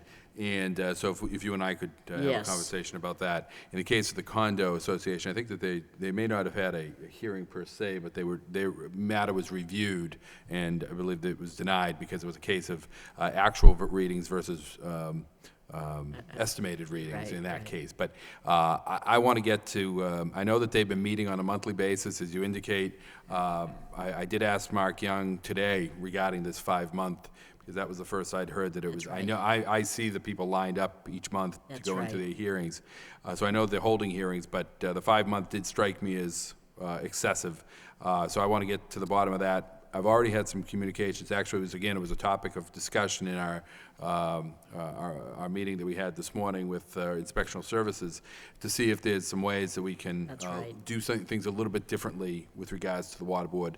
And so we'll get back to you on that. Thank though. you. Thank you. Thank you. Any further discussion on the motion? All those in favor signify by saying aye. Opposed, it's a vote. Next motion by Councilor Caulfield. Motion, City Council requests the city manager and the city auditor provide an explanation regarding the management letter concerning the reconciliation of the cash book in the treasurer's office. Second by Councilor Dakota. Councilor Caulfield. Thank you, Mr. Mayor. Mr. Manager, I'm not going to belabor the issue of Madam Auditor. I'm not going to discuss it in a negative tone. And I know you're worried about that, Mr. Manager. Not at all, Councilor. And you know I can handle that pretty well. I know it was discussed at length last Tuesday. What caught me off, as you well know, I did not make the council meeting last Tuesday. I read it in the paper Wednesday morning, and that upset me worse than the problem that exists there. For years, Councilor Howe, Councilor Fleming, Councilor Kennedy, I served with all of them, and I served with many managers. The minute Powers and Sullivan came out with a audit report, a management letter, it was incumbent on the manager and the auditor to immediately call for a meeting of the finance subcommittee. And I sat in those meetings many times. When is the last time, Madam Auditor, we had a meeting with the council on a management letter? Last week. It was last week. And Last week. I know you had it last week because it was requested, but I can't ever remember a meeting discussing material weaknesses in the management letter. I believe it was in September 2009, the last time before that. 2009. Since I've been here, we've had like 4 discussions on it, and in all actuality, that that issue has been an issue since 1999. And we knew in It's been there 2009, it could have been, it could have been $400,000 or $500,000, or Well- the reconciliation of cash. Mr. Manager? If I may, Counselor, we did discuss this at length last week, and I believe Counselor Elliott is planning on another meeting of the Finance Subcommittee. I've asked that we have another meeting to give an update within the next 30 or so days. That is, it's been stated, that management letter finding has been on the books since 1999. And I know. Did it say 1999 that we had problems in the Treasurer's Department? Yes. Could you furnish that management letter for me? Sure, it's been. I want to read it. It's been in the management letter every year since 1999, and to my knowledge, there's no management response up until the management letter of 2007, in which we responded to that and began the process of trying to solve that problem that went back that far. And we're now at a point, as I reported last week, and we just got this management letter, and Councilor Elliott scheduled that Finance Subcommittee meeting to go over the management letter findings last week. But we're finally at a point where we're very close to finally resolving that has been out there for the last 12 years. So, and we hope to have that report to the council again within the next 30 days. Mr. Manager, it's going to cost $50,000 for Melanson and Heath to complete this task? That's correct. Would you get that money? Do we happen to know where the savings within that office, I believe? Right now, we're utilizing money that's in the treasurer's budget that we don't have a treasurer. Shouldn't it have come before the council for at least a formal vote? It's not a transfer at this point. We expect that we may... Just to inform the council there was a problem and you were going to address it? Well, Council, that it has been a problem, and we've indicated that we're working to address it. Mr. McGurl was finally getting to a point where it was close to solving it. But to finish that work and get this done, we brought on Melanson and Heath to solve that problem for us. Okay. Mr. Mayor, I have a question for the solicitor. Madam Solicitor, should this have gone out to bid? I believe it would be exempt. There's many accountants out there. Right, I believe that some of those services are exempt under 30B. In essence, Mr. Manager, the city doesn't know how to balance its checkbook. Well, that's a very simple way. That's what it amounts to. In a very simple way, there's multiple checkbooks that the city maintains, and there have been issues there. But again, these issues go back 12 years that we're trying to reconcile. But you've been here you're going on 6 years. I'm in my 6th year now. Right. Yes. And and all your financial wizardry, when you first got on board, you didn't detect this? We did. I remember the very first meeting we had regarding this issue in 2006, where we brought in the then treasurer, the then CFO, and addressed this at that time with Powers and Sullivan present, and we then started the process of solving that problem that went back 6 years. You know what, Mr. Mayor? When I'm in Demoulas with my wife shopping, I'm in the bread aisle, and people come up to me, hey, what's wrong with the Treasurer's Department? The people out in the street know more than what I do.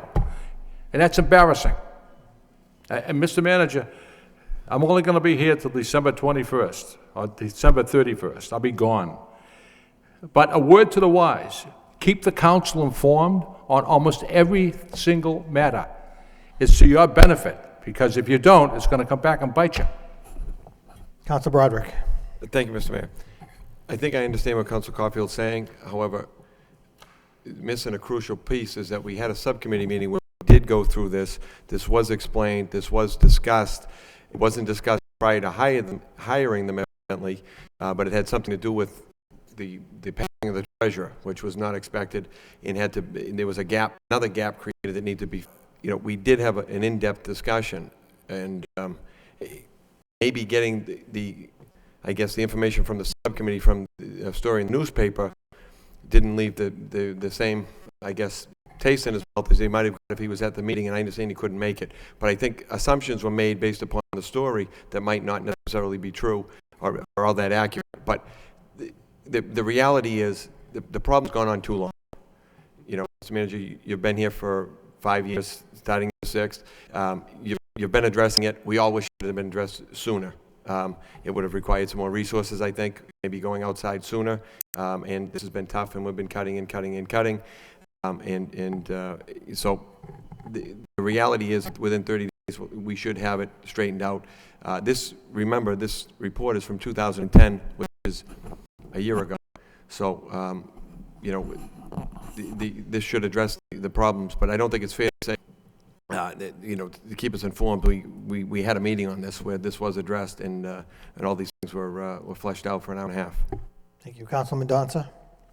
Yes, somehow after that meeting, people got the impression from the article in the paper that we were missing $500,000. I read the paper, it doesn't say that.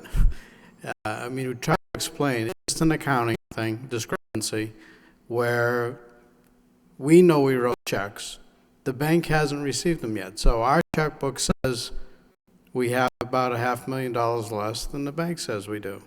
Until those checks get cashed, that's the discrepancy, and what they need to do to reconcile is just to see, actually account for all those checks until that discrepancy disappears.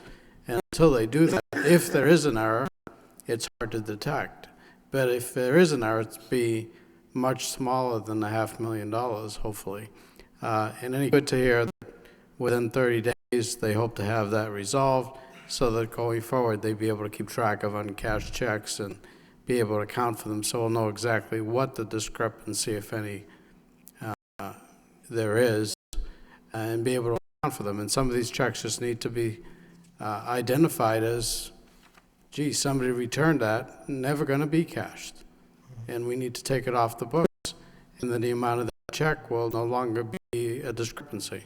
And we all try to balance our checkbooks, but we're dealing with a dozen or so checks a month, where the city has to deal with thousands.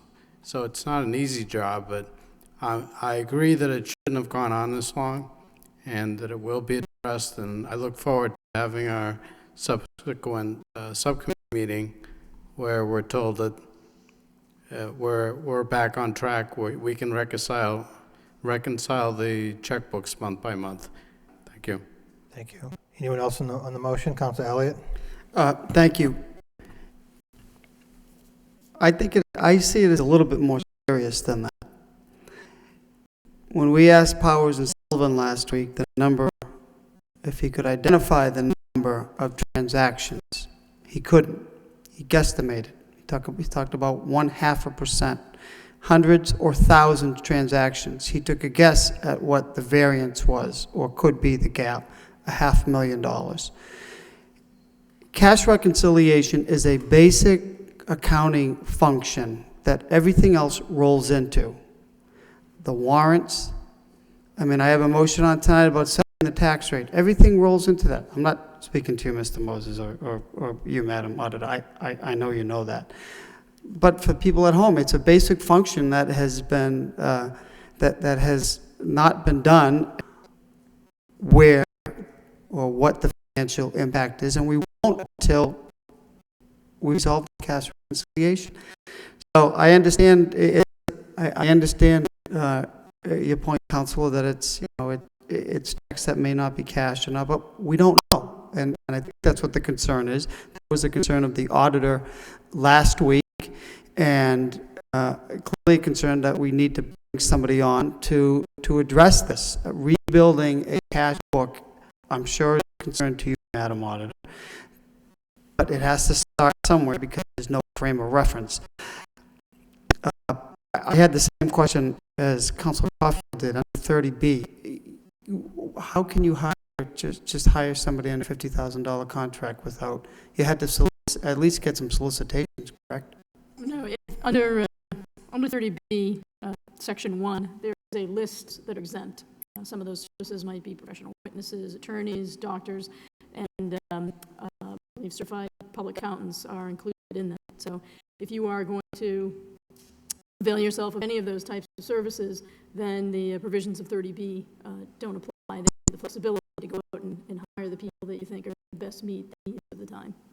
So we didn't have to put together a scope, or we just, Mr. Moses? We did put together a scope when we went to hire Lansing and Heath. One thing that's important is anyone who's looking at our books has to have extensive experience with municipalities. There are only a handful of accounting firms who specialize in the state who specialize in municipal accounting. Many of them are tied up doing municipal audits. So we had to select one that was big enough and had enough staff to be able to deploy those people right now. Lansing and Heath was just about the only one who was out there who could do that. that makes sense. Okay. Thank you, Mr. Mayor. Thank you. Council Broderick, follow up. Thank you, Mr. Mayor. I think one of the other things that we should mention again is that, I brought it up at the meeting, is by way of an explanation. The explanation I got was, it seemed like a big part of the problem is recreating what happened many, many years ago that we can't recreate. And going forward, it was explained to me that we need to be able to get to a zero, get to a balance before we can then go forward in the proper direction. Because I just, and I'm not an accountant, I made the assumption that, you, Mr. Manager, you came in, you put your team in place, and we should be fine since 2006 or 7.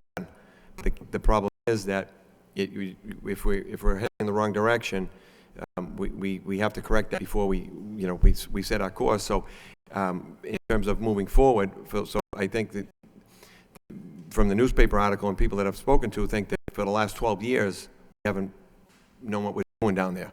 And I think the situation is we're trying to get back to a zero so that we can, in the future, have it exact. And we also talked about going forward, having a plan and have some training and some other, and working with Powers and Sullivan to come up with a process that'll do just what we need, and there won't be a problem in the future. But we have to get to that ground zero, so to speak, to be able to do that. I think that's what the problem's been in a nutshell. And that's it. Thank you. Thank you. Anyone else on the motion? All those in favor of the motion signify by saying aye. Opposed to vote. Next motion by Council Caulfield. City manager have the proper department install a stop sign at the end of Staple Street. Seconded by Councilor Broderick. Councilor Caulfield. Thank you, Mr. Mayor. It's at the intersection of Staples and Clarendon Street. And I was asked to file this motion. As we well know, a month or so ago, a car at the intersection of Westford and Pine Street hit an ambulance. The police responded, and the motorist went down Westford Street, went down Staples Street, right across the parking lot, onto the practice range, almost hit the clubhouse. And whether if there was a stop sign there, would that person had stopped? I don't know. But there's no stop sign, and there should be one there. And if there was a stop sign, maybe he would realize, whoever it was, that's not a continuation of the street. So that's the gist of the motion. Okay. Any further discussion? All those in favor of the motion signify by saying aye. Opposed to vote. Next motion by Council Murphy. Motion, City Council requests the city manager report on the development of public Wi-Fi zones, particularly within the proposed cultural district. Second by Councilor Mercia. Councilor Murphy. Thank you, Mr. Mayor. I think I'll step out of character for a moment and just say that the motion speaks for itself. Thank you. Thank you. Any further discussion? All those in favor signify by saying aye. Opposed to vote. Next motion by Councilor Dakota. Motion, City Council requests the city manager have the proper departments address lighting issues on Page and John Street. Seconded by Councilor Broderick. Councilor Dakota. Thank you, Mr. Mayor. At the Public Safety Subcommittee meeting that we had several weeks ago addressing bar incidents, we had an opportunity to hear from neighbors, and they specifically mentioned this corner and then the associated parking lot there where a lot of the trouble seems to happen. I understand that we don't own the parking structure, but if we can determine a way to address lighting, either ourselves on the street or maybe telling the owner to put some lighting in there, the residents downtown would greatly appreciate that. Thank you. Thank you. Any further discussion? All those in favor of the motion signify by saying aye. Opposed to vote. Next motion by Councilor Dakota. Motion, City Council requests the city manager of the proper department update council on status of the Riverview Park project, second by Councilor Martin. Councilor Dakota.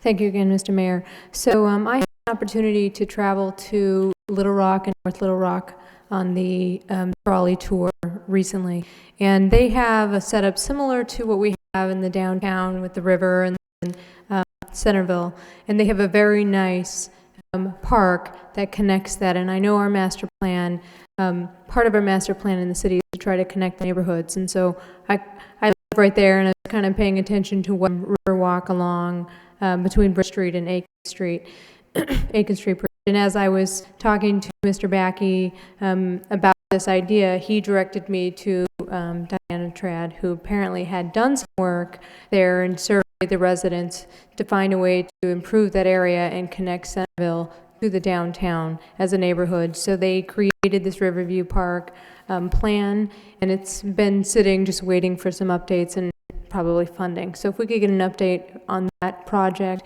and then perhaps a proposal after that of how to move forward. Thank you. Thank you. Any further discussion? All those in favor of the motion signify by saying aye. Opposed to the vote. Next motion by Councilor Elliott. Motion, City Council requests the city manager provide an update on the status of setting the tax rate for FY 2011. Second by Councilman Donson. Councilor Elliott. Thank you, Mr. Mayor. You touched on a little bit of what I was going to relative to the $500 million supplemental fund that was approved by the legislature, and I was happy to hear, as you did indicate in on a motion or a response to a motion I filed, that some of the money, what are the plans for the money? So of the 1.5, do you, and I know I'm pressing you on what you're going to do with the money, but what percent of that, or what amount of money are you looking to put against the tax rate? And the reason why I filed this motion is, as many of us, I do hear concerns from people about their taxes and the ability to afford them. So that was the first thing. And the question to the auditor would be, where are we with our free cash figure from last year? So, Mr. Manager, if you could let me know. I'm sure you don't have a definitive plan, that you did indicate in your remarks, but I think people know some tax relief is on the way, and what that would transpire. We're working on this right now, and we'll get a response to council on this motion. Okay. Thank you, Mr. Manager. And what can people expect their tax bills to be? I mean, have we recertified our property valuations? Is that all taken care of by Department of Revenue yet? No, not yet. That's an ongoing process. I think council knows that generally takes place in the October time frame, and generally by mid-November, the Department of Revenue has signed off on the values and the growth number, and that's really a couple of the major points that we have. One, in setting, getting the recap sheet done and having the state approve our tax rate. That obviously had an impact on how we develop the plan of how we balance everything out, and in particular this year, how we're going to utilize that $1.5 million. But again, we'll get a response to the. And the reason why I raise this is, I received notices from the city and town, from the Department of Revenue, and the reason why I asked for the status is that assessors are supposed, according to this time frame, assessors are supposed to work on the tax recap sheet beginning August 31st. And the reason for my question on setting the tax rate, what the amount of free cash is they set a July 15th date, 2 weeks after the close of the fiscal year.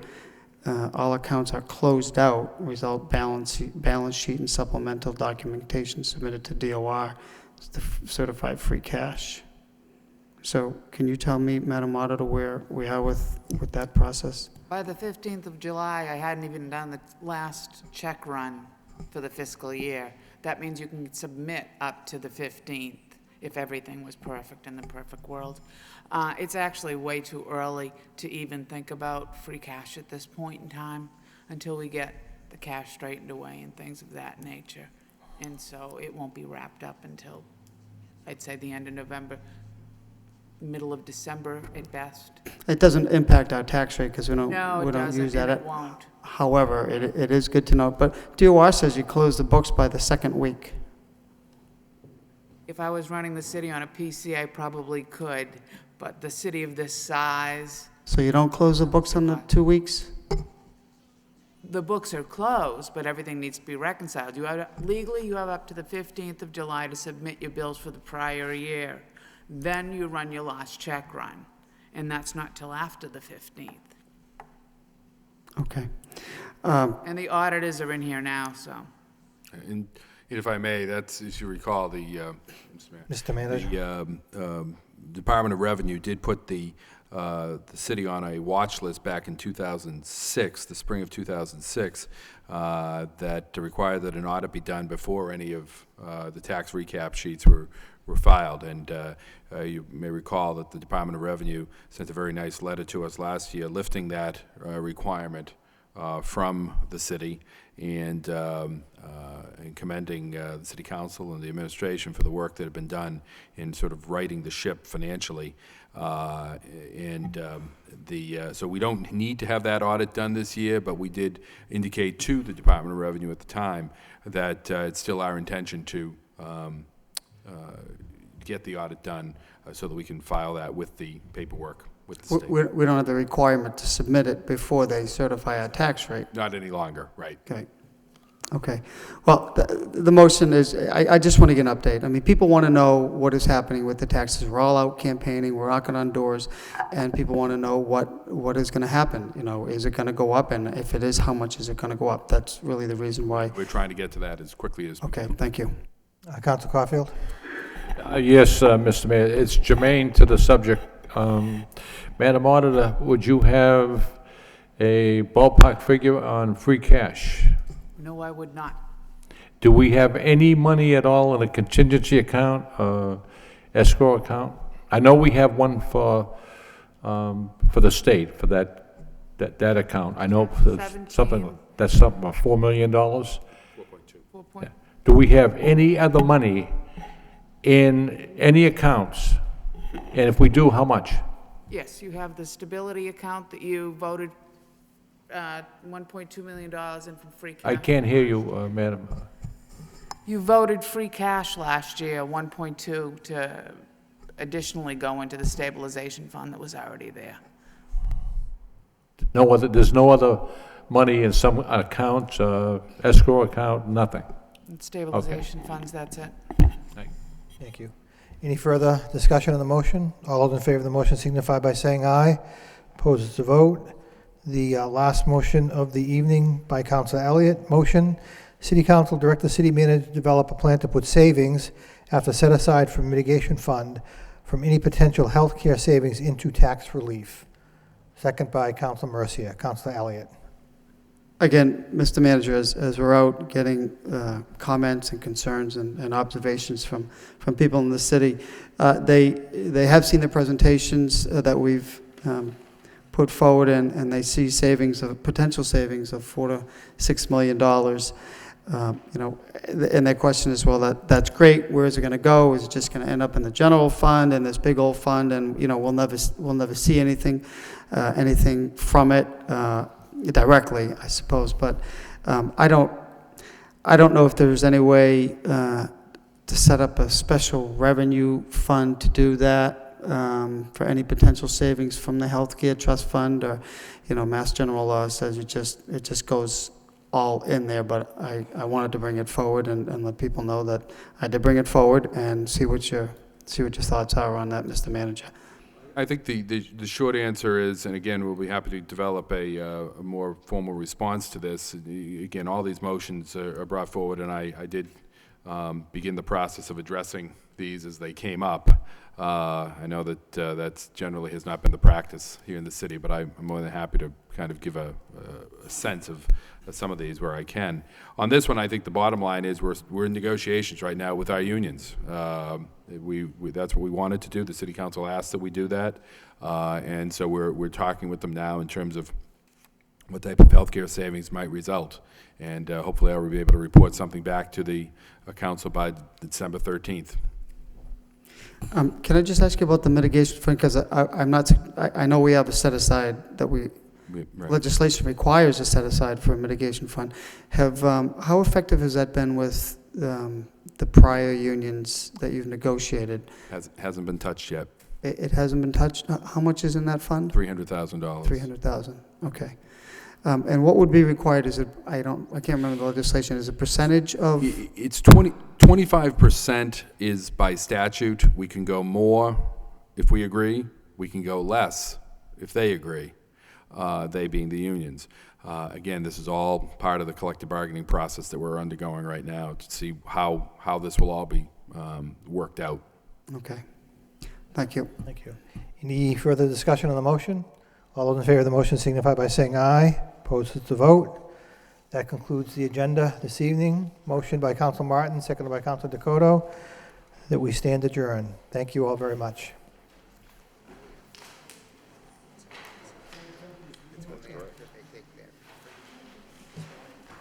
No, I haven't. I asked for one.